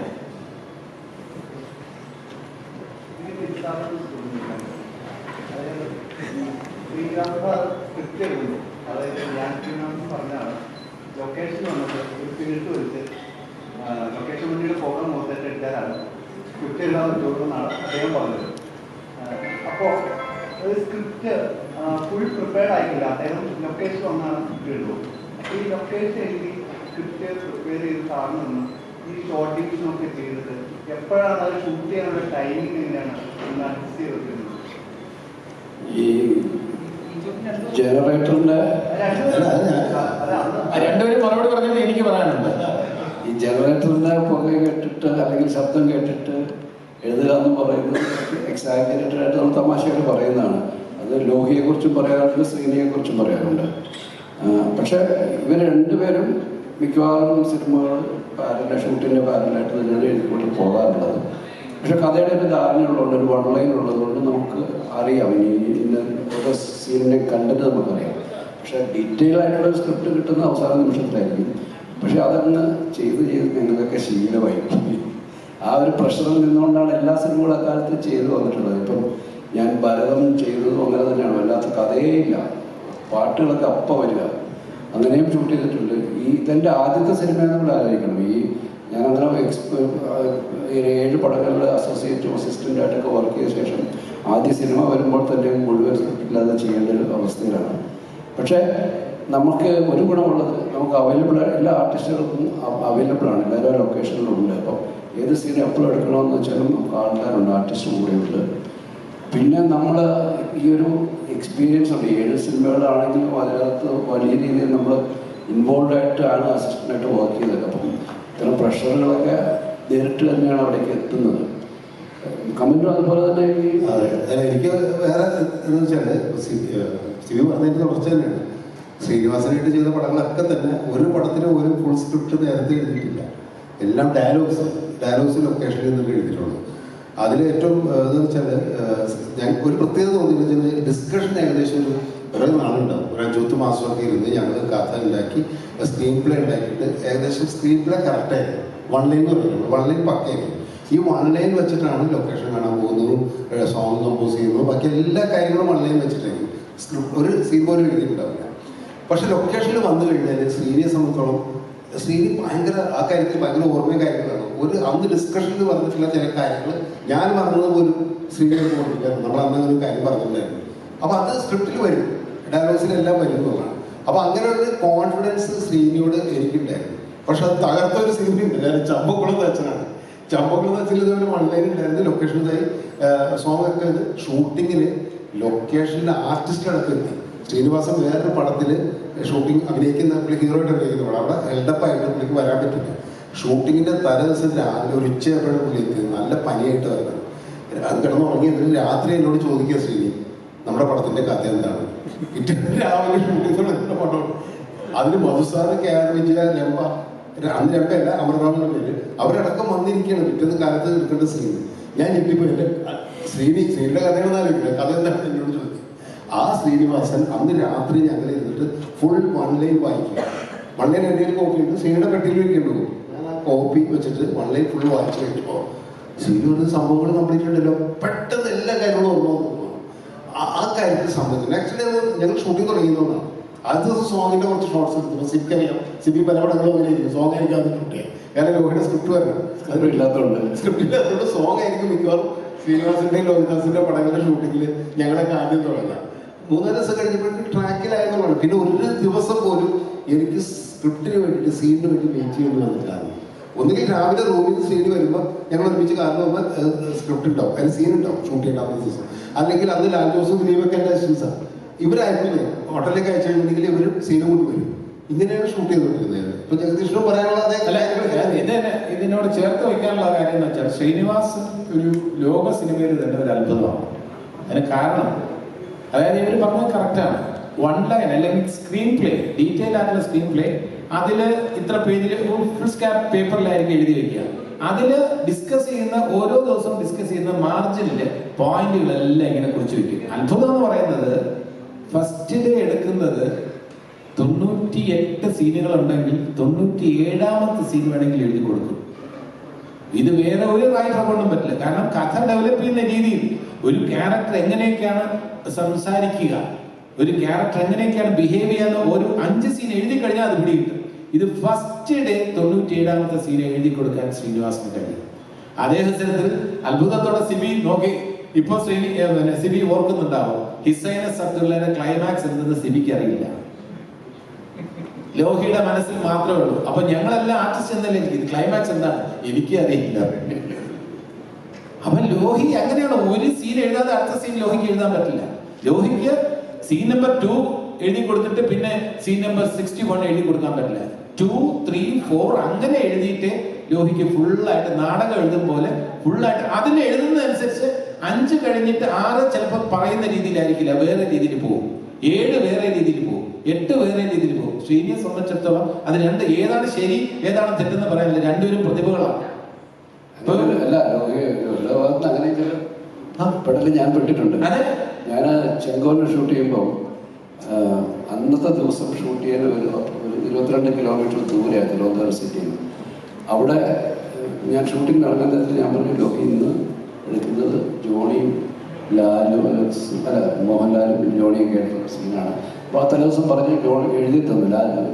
ഞാൻ ഷൂട്ടിങ്ങിനായിട്ട് രാവിലെ കുളിച്ച് റെഡി പോകുന്ന നേരത്ത് അടുത്ത മുറിയിൽ നിന്ന് ലോഹി എഴുതിയ സീനും മേടിച്ചുകൊണ്ട് പോകും. ഞാൻ ആ സീൻ വായിച്ചിട്ടില്ല. ഞാൻ അവിടുന്ന് ക്യാമറമാൻ വേണുവിൻ്റെ വീട് വരെ പോകുന്നതിനിടയ്ക്കാണ് ഞാൻ ഈ സീൻ വായിക്കുന്നത്. അപ്പോൾ അതിനകത്ത് എഴുതിയിരിക്കുന്നത് ഈ സുരഭി എന്ന് പറയുന്ന കിരിക്കാടൻ ജോസിൻ്റെ മകള് 485 രൂപ കൊണ്ട് ജോണിയുടെ കയ്യിൽ കൊടുത്തിട്ടുണ്ട്. ലാൽ അവിടെ വരുമ്പോൾ ജോണി പറയും ആ കുട്ടി വന്നത് 485 രൂപ തന്നിട്ടുള്ളത്. ഈ 455 രൂപയുടെ കണക്ക് എനിക്കറിയില്ല, കാരണം അതിന് മുമ്പത്തെ സീനൊന്നും എടുത്തിട്ടില്ല. ഞാൻ വേണുവിൻ്റെ വീടിൻ്റെ അടുത്ത് ബൂത്ത് ചെറുത്ത് ലോഹി എന്താണ് 455 രൂപ? ഞാൻ ലാലിൻ്റെ സീൻ പറയുമ്പോൾ ലാലിൻ്റെ അടുത്ത് വെച്ചാൽ എനിക്ക് ഉത്തരവില്ലല്ലോ. അപ്പോൾ ലോഹി പറഞ്ഞു, ഇതിനു മുമ്പ് ഈ പെൺകുട്ടിയുടെ STD ബൂത്തിൽ ഈ ലാൽ ഫോൺ ചെയ്തിട്ട് 500 രൂപ കൊടുത്തു. അപ്പോൾ ബാക്കി ഇല്ലാത്തതുകൊണ്ട് അത് കയ്യിൽ വെച്ചു വന്നു. അവരെ സഹായിക്കാൻ വേണ്ടി പരോക്ഷമായിട്ട് ചെയ്തതാണ്. പക്ഷെ അവൾക്ക് അഭിമാനം കൊണ്ട് ആ പൈസ കൊണ്ട് ഇവിടെ തിരിച്ചു കൊടുക്കുന്നു. ഇങ്ങനത്തെ പെടലുകൾ മൊബൈൽ ഫോണും ഇല്ല പല സിനിമയ്ക്കും ക്ലൈമാക്സ് പിന്നീട് ലാസ്റ്റില് എല്ലാവരും അറിയുള്ളൂ. അല്ല, അന്നത്തെ സിനിമയുടെ മൊത്തം രീതികൾ അങ്ങനെയായിരുന്നു. പക്ഷെ അത് ഒരു മിറാക്കിളായിരുന്നു. ആ പടങ്ങളൊക്കെ വലിയ വലിയ ഹിറ്റായിട്ടുണ്ട്. പലതും 10-20 ദിവസം കൊണ്ടൊക്കെ തീരുന്നല്ലേ. പിന്നെ അതാണ് 20 ദിവസം 25 ദിവസത്തിൽ ഒരു പടം തീരുമല്ലേ. കാതുകൊക്കെ എത്ര ദിവസം ഷൂട്ട് ചെയ്തതാണ്? 40 ദിവസം ഉണ്ടായിരുന്നു. 2 ഷെഡ്യൂളൊക്കെ 2-3 ഷെഡ്യൂൾ. സ്ക്രിപ്റ്റിന്റെ പ്രശ്നമാണ് അല്ല, അത് കുറച്ച് സ്ക്രിപ്റ്റിന്റെ പ്രശ്നങ്ങൾ ഉണ്ടായിരുന്നു. അതിലും സ്ക്രിപ്റ്റിന്റെ പ്രശ്നം ഉണ്ടായിരുന്നു. കൊടൈക്കനാലിൽ ഒരു 15 ദിവസം ഷെഡ്യൂൾ ആദ്യം ഉണ്ടായിരുന്നു. അത് കഴിഞ്ഞ് കുറച്ച് ഗ്യാപ്പ് കഴിഞ്ഞിട്ടാണ് ഇവിടെ നമ്മൾ അതിനുവേണ്ടി ചാലക്കുടി ഷൂട്ട് ചെയ്തത്. ചാലക്കുടിയിൽ ഏകദേശം 10 ദിവസം ഉണ്ടായിരുന്നു. 15 ദിവസം ഉണ്ടായിരുന്നു.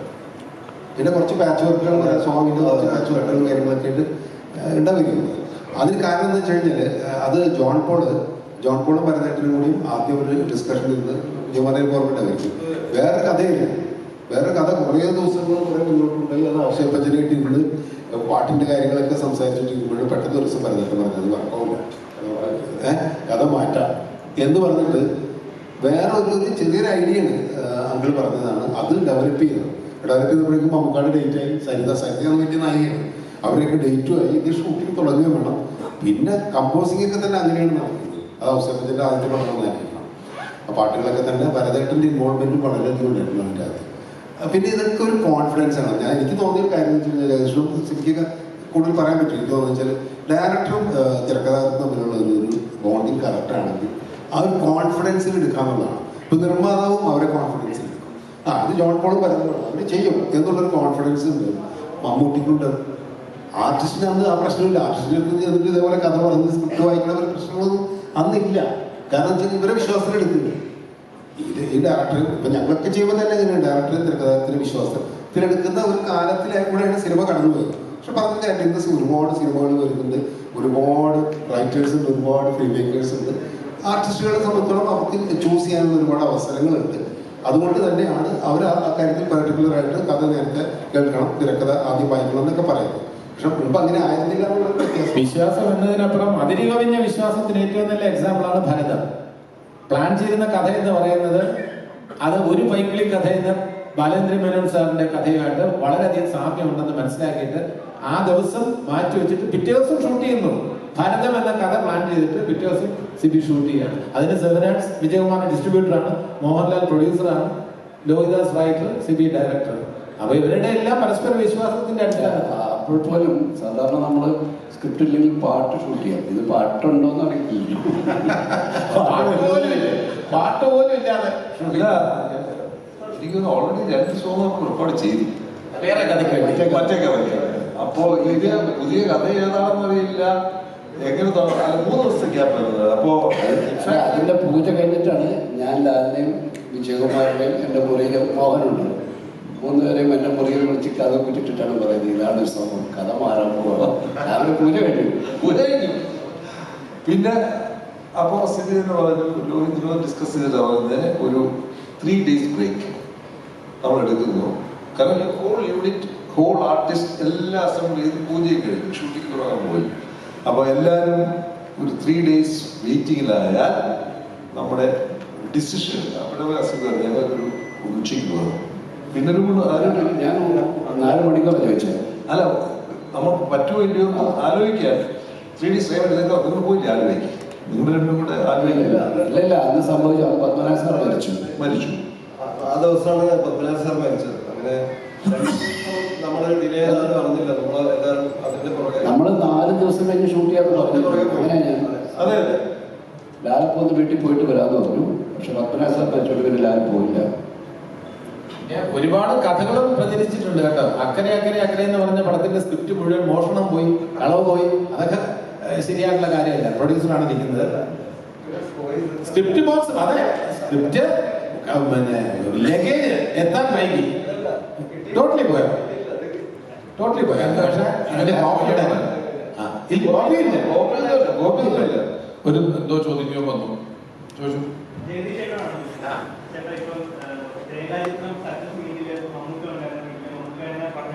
പണ്ട് വന്നിരുന്ന കത്ത് ചാക്ക് കണക്കിന് വന്ന കത്തുകൾ ശ്രീനിയേട്ടനാണ് പൊട്ടിച്ച് വായിക്കുന്നത്. അപ്പം ജഗദീശേട്ടന് മമ്മൂക്കയ്ക്ക് വന്ന എന്തെങ്കിലും കത്ത് പൊട്ടിച്ച് വായിക്കാൻ കഴിയുമ്പോൾ അല്ലെങ്കിൽ ഇപ്പോഴും ഓർത്തിരിക്കുന്ന കത്തുകൾ ഇപ്പം ജഗദീശേട്ടനാണെങ്കിലും മമ്മൂക്കയ്ക്കാണെങ്കിലും ഇപ്പോഴും ഓർത്തിരിക്കുന്ന കത്തിനെ പറ്റി. അല്ല, ഈ കത്തുകളെ കുറിച്ച് പറയുമ്പോൾ മമ്മൂക്ക ശ്രീനിവാസൻ എന്ന് പറഞ്ഞാൽ അവരെ തമ്മിൽ പ്രത്യേക ഒരു ബന്ധമുണ്ട്, ഒരു ആത്മബന്ധം ഉണ്ടായിരുന്നു. മമ്മൂക്കയ്ക്ക് വേണ്ടി ശ്രീനിവാസൻ ഡബ് ചെയ്ത ഒരു സിനിമ വരെ ഉണ്ട്, ഇല്ലേ? മമ്മൂക്കയ്ക്ക് വേണ്ടി ശ്രീനിവാസൻ ഡബ് ചെയ്ത ഒരു സിനിമ വരെ ഉണ്ട്. അത് മമ്മൂക്കയുടെ തിരക്കേറണം അന്ന് അങ്ങനെ എങ്ങനെയാണ് സമ്മതിച്ചതെന്ന് അറിയില്ല. അത് എന്തോ ഒരു പ്രത്യേക സാഹചര്യത്തിൽ അങ്ങനെ മമ്മൂക്കയ്ക്ക് വേണ്ടി ശ്രീനിവാസൻ ഡബ് ചെയ്ത ഒരു സിനിമ വരെ ഉണ്ടെന്നാണ് എൻ്റെ വിശ്വാസം. അപ്പൊ അവര് തമ്മിൽ അത്ര ബന്ധമുണ്ട്. ഇപ്പോൾ വുഡ്ലാൻഡ്സ് ഹോട്ടലിൽ താമസിക്കുമ്പോൾ ശ്രീനിവാസൻ സ്ഥിരം സന്ദർശകനും അങ്ങനെ ആയിരിക്കണം ഈ കഥകളൊക്കെ കണ്ടിട്ടുണ്ടാകുക.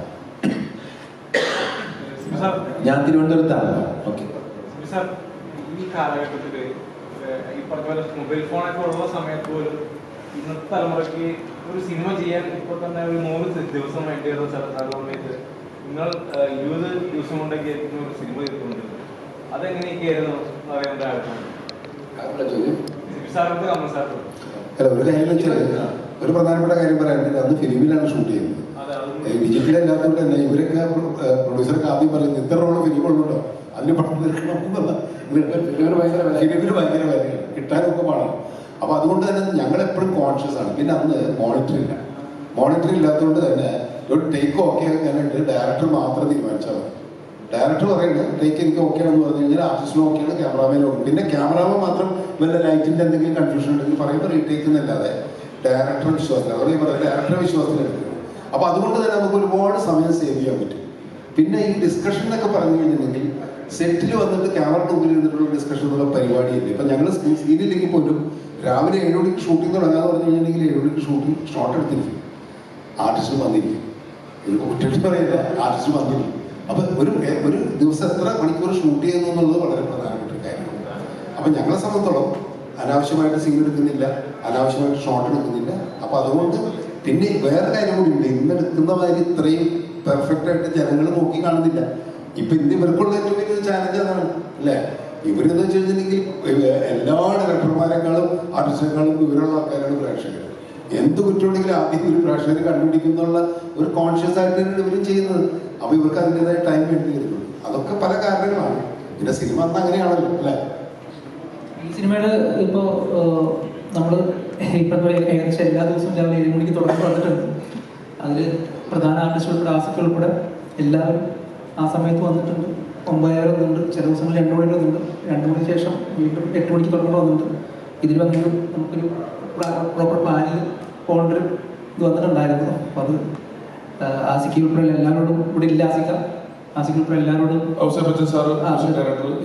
ഇന്ന് എത്താൻ പറ്റിയില്ല. സാർ വരാമെന്ന് പറഞ്ഞിട്ടുണ്ടായിരുന്നതാണ്, പക്ഷെ ഇന്ന് നേരത്തെ പ്രാധാന്യമില്ലാതെ വരാൻ പറ്റിയില്ല.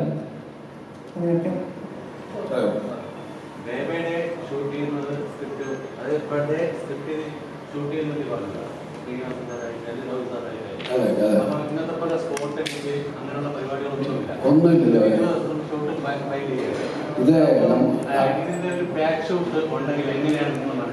ഇത് അതൊക്കെ നമുക്ക് റിസ്ക് ആണ്. കാരണം നേരത്തെ കമൽ പറഞ്ഞതുപോലെ മോണിറ്റർ ഇല്ല. നമുക്ക് അപ്പോൾ ഷൂട്ട് ചെയ്യുന്നത് ഡയറക്ടറും ക്യാമറമാനും മാത്രമേ കാണുന്നുള്ളൂ. ഡയറക്ടർ പോലും റിഹേഴ്സലായിരിക്കും പക്ഷേ ക്യാമറയിൽ കൂടെ കാണുന്നത്. ടേക്കിലേക്ക് പോകുമ്പോൾ ക്യാമറമാൻ മാത്രമാണ് നമ്മുടെ യഥാർത്ഥ ഫ്രെയിം കാണുന്നത്. അപ്പോൾ ഡയറക്ടറുടെ ഒരു ശ്രദ്ധയിൽ പതിരിക്കാവുന്ന ഒരുപാട് കാര്യങ്ങൾ അവിടെ സംഭവിക്കും. ലൈറ്റ് മാറ്റുന്നുണ്ട്, ലൈറ്റ് ബോയ്സ് ഉണ്ട്, ഷൂട്ടിംഗ് കാണാൻ നിൽക്കുന്നവരുണ്ട്. അങ്ങനെ ഒരുപാട് ഡിസ്ട്രാക്ഷൻസ് അവിടെ സംഭവിക്കുന്നതിൻ്റെ ഇടയിൽ നിന്നുകൊണ്ട് നമ്മൾ ഈ അഭിനയം വിലയിരുത്തണം. മൂവ്മെൻറ്റ്സ് കാര്യങ്ങളൊക്കെ കൃത്യമായിട്ട് നമ്മുടെ എന്താണ് സാധാരണ കണ്ണിൽ കൂടെ തന്നെയാണ് നോക്കും. നമുക്കൊരു മോണിറ്ററില്ല, ഒന്നുമില്ല. കമൽ പറഞ്ഞതുപോലെ ഡയറക്ടർ ഓക്കെ പറഞ്ഞാൽ പിന്നെ തർക്കമില്ല. ഞാൻ സ്വാഭാവികമായിട്ടും ഞാൻ ഓക്കെ പറയുന്നതിന് മുൻപ് എനിക്ക് ഓക്കെ ആണെങ്കിൽ ഞാൻ ക്യാമറമാനെ ചോദിക്കും ഓക്കെ ആണോ എന്ന് ചോദിക്കും. അവർ ഓക്കെ പറഞ്ഞാൽ എനിക്ക് ആ ഷോട്ട് ഓക്കെ ആവും. ഇത് ഇപ്പോഴത്തെ കാലത്ത് ഇത് സംഭവിക്കുന്നത് ഷോട്ട് കഴിയുമ്പോൾ ആർട്ടിസ്റ്റ് ഉൾപ്പെടെ എല്ലാവരും വന്നിരുന്നിട്ട് ഇത് കാണുകയും ഇത് ഓരോരുത്തർക്കും ഒന്നുകൂടെ നന്നാക്കാമെന്ന് തോന്നുകയും ചായ കൊണ്ടുപോകുന്ന പയ്യൻ വേണം അഭിപ്രായം വേണം ഒന്നുകൂടെ എടുത്തോ സാറെന്ന് പറയുന്ന അവസ്ഥയാണ് ഇപ്പോൾ. കാരണം എല്ലാവർക്കും അഭിപ്രായമുണ്ട്. നമ്മൾ ഈ നേരത്തെ സൂചിപ്പിച്ച പോലെ ഇത് പിന്നീട് ഇത് കറക്റ്റാണോ, ഇതിനകത്തൊരു ക്ലിയർ വന്ന എന്തെങ്കിലും മിസ്റ്റേക്ക് ഉണ്ടോ, ആരെങ്കിലും തലയോ കയ്യോ ഇതിനകത്ത് വന്നിട്ടുണ്ടെന്ന് അറിയുന്നത് ഇത് ലാബിൽ പോയി നെഗറ്റീവ് ഡെവലപ്പ് ചെയ്ത് അതിൻ്റെ പോസിറ്റീവ് എടുത്ത് നമ്മൾ റഷസ് കാണുന്ന സമയത്ത് അപ്പോഴത്തേക്ക് 1 മാസമൊക്കെ കഴിഞ്ഞില്ല. ആ സമയത്താണ് നമ്മൾ അറിയുന്നത് എന്തെങ്കിലും കറക്ഷനോ അല്ലെങ്കിൽ മിസ്റ്റേക്ക് പറ്റിയത്. അതിന് പക്ഷേ റീടേക്ക് ഒന്നും സാധ്യതയില്ല. എന്തെങ്കിലുമൊക്കെ വിധത്തിൽ അത് മാനേജ് ചെയ്ത് പോവുകയും ചെയ്യാറുള്ളൂ. അതെ, മേജർ മിസ്റ്റേക്ക് വരികയാണെങ്കിൽ ഓഫ്കോഴ്സ് ആർട്ടിസ്റ്റിനെ സഹകരിക്കാറുണ്ട്. എന്തെങ്കിലും രീതിയിൽ ക്യാമറ ടെക്നിക്കലായിട്ട് സിബി പറഞ്ഞൊരു കാര്യമാണ് ഞാൻ ഇടയിൽ കൂട്ടിച്ചേർക്കുന്നത്. അപ്പോൾ ക്യാമറാമാൻ ടേക്ക് സമയത്ത് ക്യാമറയിൽ കൂടി കാണുന്നു, ഫാക്ടറിയിൽ കൂടി കാണുന്നു, ഡയറക്ടർ അതിൻ്റെ സൈഡിൽ നിൽക്കുന്നു. പക്ഷേ ഡയറക്ടർ ഫ്രെയിം ഫിക്സ് ചെയ്ത് കഴിഞ്ഞാൽ ഡയറക്ടർ മിക്കവാറും ആ ഫ്രെയിം മാത്രമേ കാണുന്നുണ്ടാവുള്ളൂ. ഇപ്പോൾ അപ്പുറത്ത് ലൈറ്റ് ഉണ്ടാവും, ആൾക്കാരുണ്ടാവും നിൽക്കുന്നുണ്ടെങ്കിലും. പക്ഷെ നമ്മളിപ്പോൾ ഒരാളുടെ ആർട്ടിസ്റ്റ് ക്ലോസപ്പാണ് വെച്ചെങ്കിൽ ക്ലോസപ്പിൽ നമ്മളത് മനസ്സിൽ അല്ലേ ഈ ക്ലോസപ്പിലാണ് ഇപ്പോൾ മോഹൻലാൽ അഭിനയിക്കുന്നത് ഇത് വിശ്വസിച്ചിട്ട് ഞാൻ മോഹൻലാലിൻ്റെ ഫേസിലേക്ക് ആയിരിക്കും അങ്ങനെ ഫേസിലേക്ക് നോക്കുക. അപ്പോൾ നമുക്ക് മൈന്യൂട്ട് റിയാക്ഷൻ പോലെ എന്തെങ്കിലും മിസ്റ്റേക്ക് ഉണ്ടെങ്കിൽ നമുക്കത് മനസ്സിലാവും. അതുകൊണ്ട് നമ്മൾ തന്നെ പറയും ഇതിലേക്ക് പോകണം. ഒരു കാര്യം കൂടെ ഉണ്ട്, ഈ ആർട്ടിസ്റ്റുകളെ സംബന്ധിച്ചോളം ഇപ്പോൾ എല്ലാവരും മൈക്കിലൂടെയാണ് കമാൻഡ് കൊടുക്കുന്നത്. ഷാർട്ടും കട്ടും ആക്ഷനും കറക്ഷൻസും ആർട്ടിസ്റ്റുകൾക്കുള്ള റെഫറൻസ് അല്ലെങ്കിൽ അവരുടെ മിസ്റ്റേക്സ് ഒക്കെ ഇപ്പോഴത്തെ കാലത്ത് മൈക്കിലൂടെ പറയുന്നുണ്ട്. ഒരു ക്രൗഡിന് നടക്കുന്ന ഒരു വളരെ സീനിയർ ആയിട്ടുള്ള ആക്ടറോട് അങ്ങനെ പറയുന്ന ഒരു ഇൻസൾട്ടാണ്. കാരണം ഇത്തരം ആൾക്കാരും ബഹുമാനിക്കുന്ന ഒരു ആക്ടറായിരിക്കും അഭിനയിക്കുന്നത്. ഞങ്ങളൊക്കെ ചെയ്യാറുള്ളത് നേരിട്ട് അടുത്തിരുന്നിട്ട് അവരും നമ്മൾ മാത്രം കേൾക്കുന്ന രീതിയിൽ ഇപ്പോഴും പറയാറുണ്ട്. അവർ ചെയ്തതിൽ കറക്ഷൻ എന്നുള്ളത് മറ്റുള്ളവർ കേൾക്കാൻ പാടില്ല. എന്താണ് അയാൾക്കൊരു കുഴപ്പമില്ല, അയാൾ ചെയ്തത് ശരിയായില്ല എന്നുള്ളത് പബ്ലിക് അറിയാൻ പാടില്ല എന്നുള്ള നിർബന്ധം നമുക്കൊക്കെ ഇപ്പോഴും ഉണ്ട്. അതുപോലെ ഒരുപാട് നമ്മൾ ഒരുപാട് വിശ്വസിക്കാം, ക്യാമറമാനെ വിശ്വസിക്കാം. ക്യാമറമാൻ ഫോക്കസ് ഓക്കെയാണ് എന്ന് പറഞ്ഞാൽ അല്ലെങ്കിൽ ലെയർ ഇല്ല എല്ലാം ഓക്കെ എന്ന് പറയുന്നത് പരസ്പരം ഒരു വിശ്വാസമാണ് അവിടെ സംഘടിപ്പിക്കുന്നത്. ചില സമയത്ത് നമ്മൾ ഒരു സെറ്റിലാണ് ഷൂട്ട് ചെയ്തതെങ്കിൽ അതിനകത്ത് എന്തെങ്കിലും മിസ്റ്റേക്ക് ഷൂട്ടിങ് കഴിഞ്ഞത് മിസ്റ്റേക്ക് തിരിച്ചറിയുമ്പോഴത്തേക്കും സെറ്റ് പൊളിച്ചിട്ടുണ്ടാവും. അപ്പം അതിന് വേണ്ടിയിട്ട് ആ പർട്ടിക്കുലർ ഷോട്ട് മാറ്റിയെടുക്കേണ്ട നിർബന്ധമുള്ള അവസ്ഥയാണെങ്കിൽ അതിന് വീണ്ടും ഒരു ചെറിയ അതിൻ്റെ ബാക്ക്ഡ്രോപ്പ് ഉണ്ടാക്കിയിട്ടൊക്കെ എടുക്കുന്നത്. ഇതിൽ CG ഒന്നും ഇല്ലല്ലോ. ഇന്നാണെങ്കിൽ എളുപ്പമാണ്, ബാക്ക്ഗ്രൗണ്ട് CG കൊണ്ടുവന്നിട്ട് അത് ചെയ്യാൻ പറ്റും. ഒരുപാട് പരിമിതികളുണ്ടായിരുന്നു ആ കാലഘട്ടത്തിൽ. പക്ഷേ ഇത് കൂടുതൽ കൺവീനിയൻ്റ് ആയിട്ടൊരു ഇതിലേക്ക് എത്തുന്നതുകൊണ്ടാണ് ഇവർക്കൊക്കെ ഇപ്പം ഇങ്ങനെ ഈ സിനിമയിൽ മമ്മൂട്ടിയുടെ ആ പ്രായത്തെ CGയിലൂടെ കൊണ്ടുവരാൻ കഴിയുമെന്നുള്ളൊരു സാധ്യത ഉള്ളതുകൊണ്ടാണ് ഈ സിനിമ ചെയ്യാൻ പറ്റിയതുകൊണ്ടാണല്ലോ പണി പറ്റില്ല. ഇതില് ഈ ചർച്ച ആരംഭിച്ച് കുറച്ച് കഴിഞ്ഞപ്പോൾ ഡയറക്ടർ, തിരക്കഥാകൃത്ത്, നിർമ്മാതാവ്, നടൻ ഇവരൊക്കെ തമ്മിലുള്ള ഒരു പരസ്പര വിശ്വാസം അത് നൽകുന്ന ആത്മധൈര്യം കൊണ്ടാണ് നിങ്ങൾ ചോദിച്ച പല ചോദ്യങ്ങളുടെ ഉത്തരം ഓടിച്ചെന്ന് നിൽക്കുന്ന സ്ഥലം ഈ ഒരു വിശ്വാസത്തിലും ആത്മധൈര്യത്തിലും ആണ്. രേഖാചിത്രം എന്ന് പറയുന്ന ഒരു ചിത്രം ജോഫിൻ ആദ്യം പറഞ്ഞ കഥയിൽ നിന്നും ഇന്ന് നമ്മൾ തിയേറ്ററിൽ കാണുന്ന ഒരു സിനിമ എത്തുന്നതിലേക്ക് പുതിയ കാലത്തെ ഒരു സംവിധായകൻ, നമ്മുടെ ജോഫിനൊക്കെ ഉൾപ്പെടുന്ന ഒരു സംവിധായകൻ അത്തരത്തിലൊരു കഥയുമായിട്ട് വരുമ്പോൾ പ്രേക്ഷകരോടൊപ്പം തന്നെ ഈ നമ്മൾ ലെജൻസ് എന്നാണ് ഈ ഒരു പരിപാടിക്ക് പേരിട്ടിരിക്കുന്നത്. ഇവരെല്ലാം അന്നൊക്കെ പരസ്പരം കാണിച്ചിരുന്നത് പോലെയോ അതിനപ്പുറമോ ഉള്ളൊരു വലിയ വിശ്വാസം ഈ തിരക്കഥയോടും ഈ സിനിമയോടും കാണിച്ചതുകൊണ്ടാണ് ഈ സിനിമ ഇത്തരത്തില് സാധ്യമായത്. അതിന് ഇവിടെ എത്തിയിരിക്കുന്ന അല്ലെ ഇവരോടും ഞാൻ ആദ്യം പറഞ്ഞ പോലെ തന്നെ ഇവരെല്ലാവരും സമ്മതിച്ചുകൊണ്ടാണ് ഈ സിനിമ ഇവിടെ ഇപ്പോൾ സാധ്യമായത്. അതിനൊരുപാട് വീണ്ടും ഞാൻ നന്ദി പറയുന്നു. അതിൻ്റെ ഒപ്പം തന്നെ എനിക്ക് പറയാനുള്ളൊരു കാര്യം, ഈ സിനിമയുടെ ആദ്യ പ്രീ പ്രൊഡക്ഷൻ തൊട്ട് ഇന്ന് വരെ എൻ്റെ ഓടുന്ന കുറേ ആൾക്കാരുണ്ട് ഇവിടെ. അതിപ്പോൾ വേണു സാറിനൊപ്പമുള്ള കാവ്യ ഫിലിംസിൻ്റെ ഗോപേട്ട് ഉൾപ്പെടെ, അഖിൽ ഉൾപ്പെടെ, ഷിബുചേട്ടൻ ഉൾപ്പെടെ ഉള്ള ആൾക്കാർ, അവർ ആദ്യ ദിവസങ്ങൾ മുതൽ ഇന്ന് വരെ എൻ്റെ ഒപ്പം എല്ലാ ദിവസവും ഫോണിൽ പരിപാടിയൊക്കെ ആയിട്ട് അവർ ഫുൾ ടൈം ഈ സിനിമയുടെ ഒപ്പമാണ്. അവരോട് ഞാൻ പല സമയങ്ങളിലും നന്ദി പറയാൻ വിട്ടുപോയിട്ടുണ്ട്. ആ നന്ദി ഞാനിപ്പോൾ പറയുകയാണ്. ഒരുപാട് നന്ദിയുണ്ട്. ഈ സിനിമ ഇപ്പോൾ 11ാമത്തെ ദിവസമാണ് പോയിക്കൊണ്ടിരിക്കുന്നത്. ഇനിയും മുന്നോട്ട് പോകുന്നുള്ള പ്രതീക്ഷയിലാണ്. എല്ലാവർക്കും നന്ദി.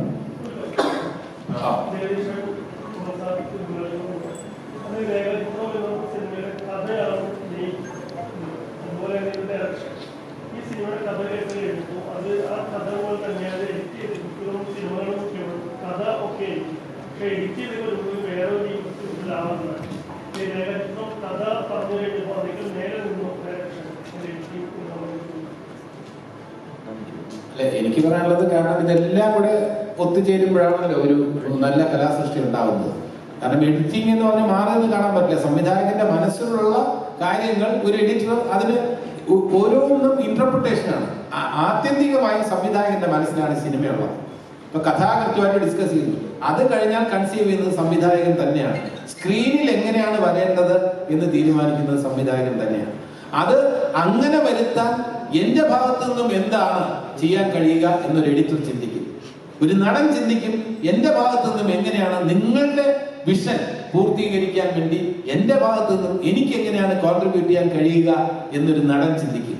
നിർമ്മാതാവ് സംവിധായകന്റെ വിഷൻ എങ്ങനെ അവതരിപ്പിക്കാൻ, അതേ രീതിയിൽ അവതരിപ്പിക്കാൻ എന്റെ ഭാഗത്തു നിന്നും സാമ്പത്തികം ഉൾപ്പെടെയുള്ള സൗകര്യങ്ങൾ എങ്ങനെ അറേഞ്ച് ചെയ്യാൻ കഴിയും.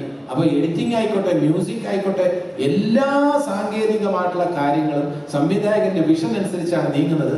ആ വിഷൻ മെച്ചപ്പെടുത്താൻ വേണ്ടിയുള്ള കോൺട്രിബ്യൂഷൻ ഓരോ ഭാഗത്തു നിന്നും ഉണ്ടാകും. അവിടെ എഡിറ്ററിന്റെ ഭാഗത്തു നിന്നും ഉണ്ടാകും. ഒരു ബ്രില്യൻ്റ് ആയിട്ടുള്ള എഡിറ്റർ അത് ആ വിഷൻ തന്നെ, ഈ സീൻ ഞാൻ ഇന്ന് ഷോർട്ട് ഒന്ന് ഓർഡർ ചേഞ്ച് ചെയ്ത് കാണിക്കട്ടെ, അപ്പൊ എന്റെ വിഷൻ കുറച്ചുകൂടെ ബെറ്റർ ആയി, അപ്പൊ കോൺട്രിബ്യൂട്ട് ചെയ്യാം എന്നുള്ളതേ ഉള്ളൂ. അപ്പൊ എല്ലാവർക്കും ഇതിനകത്തൊരു വലിയ റോളുണ്ട്. അൾട്ടിമേറ്റ് ആയിട്ടുള്ള ഒരു വിഷൻ എന്ന് പറയുന്നത് സംവിധായകന്റെ ആണെന്നാണ് ഞാൻ കരുതുന്നത്.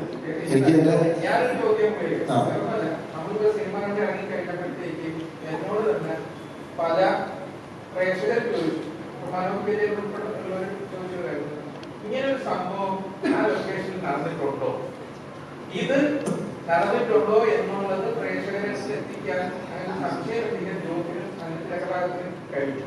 അപ്പൊ കമൽസാറിന്റെ അപ്പൊ അങ്ങനെ ഒരു സാഹചര്യം എന്ന് പറയുന്ന അത് ഈ പ്രേക്ഷകരിലേക്ക് എത്തിക്കാൻ ഈ സ്ക്രിപ്റ്റിന് കഴിയുമെന്നുള്ളതാണ് ഒരു ചർച്ചയുള്ളത്. എന്താണ് സാറിന്റെ? അല്ല, എന്നെ ഇത് പടം കണ്ടിട്ട് ഒരുപാട് പേര് വിളിച്ചു ചോദിച്ചത് ചോദ്യം തന്നെയാണ്. അങ്ങനെ ഒരു സംഭവം അവിടെ നടന്നിട്ടുണ്ടോ എന്ന് ചോദിച്ചു.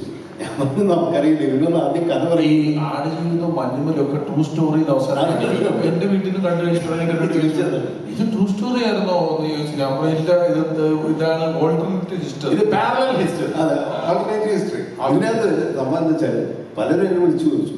അപ്പൊ നേരത്തെ ഇവിടെ ചോദിച്ചില്ല. ചോദ്യത്തിനെ സംബന്ധിച്ചാൽ കഥ പറയുമ്പോഴും എനിക്ക് ഒരുപാട് സംശയങ്ങളുണ്ടായിരുന്നു. സത്യം പറഞ്ഞാൽ നിങ്ങൾ വന്നിട്ട് പറയുമ്പോഴും എന്നെ അഭിനയിക്കാൻ വേണ്ടി വിളിച്ചപ്പോൾ ഞാൻ ആദ്യം തമാശയിലൂടെ കാരണം നമുക്ക് പരിചയമില്ലാത്ത കാര്യമുണ്ട് അഭിനയിക്കാൻ.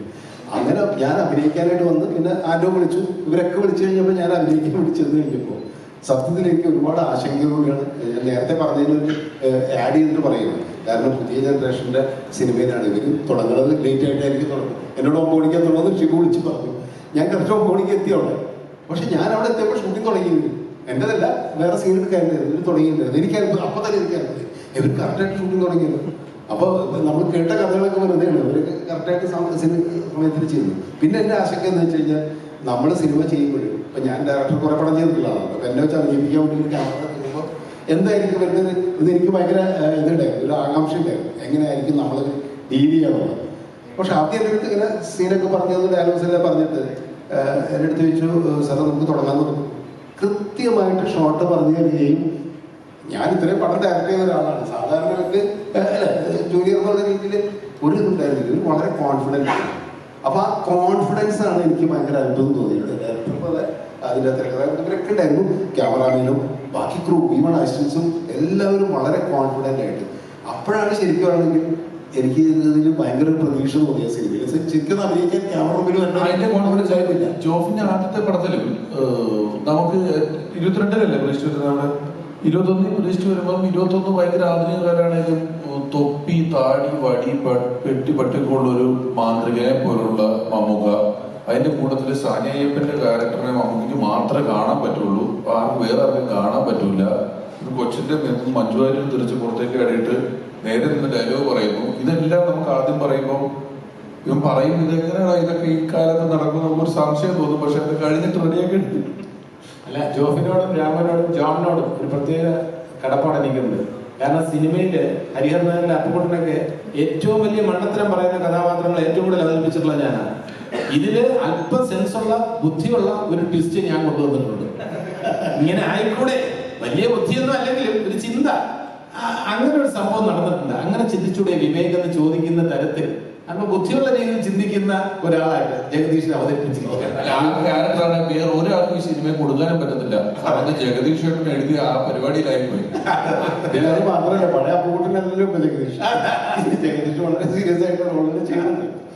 അപ്പൊ അതുകൊണ്ട് കാരണം എല്ലാ സിനിമയ്ക്കും ഇപ്പൊ സെക്കൻഡ് പാർട്ടിന്റെ ഒരു ട്രെയിലർ കാണിച്ചിട്ട് നിർത്തും എന്ന് പറഞ്ഞ പോലെ ഏതാണ്ട് 10 മിനിറ്റ് മുമ്പ് ജോബിൻ നന്ദി പറഞ്ഞ് അവസാനിപ്പിച്ച ശേഷം ഞങ്ങൾ സെക്കൻഡ് പാർട്ടിന്റെ ചോദ്യം ചോദിച്ച നിങ്ങളോടുള്ള നന്ദി ഈ അവസരത്തിൽ അറിയിക്കുന്നു.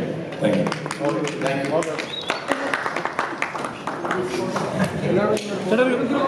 ഫോട്ടോ എടുക്കാം.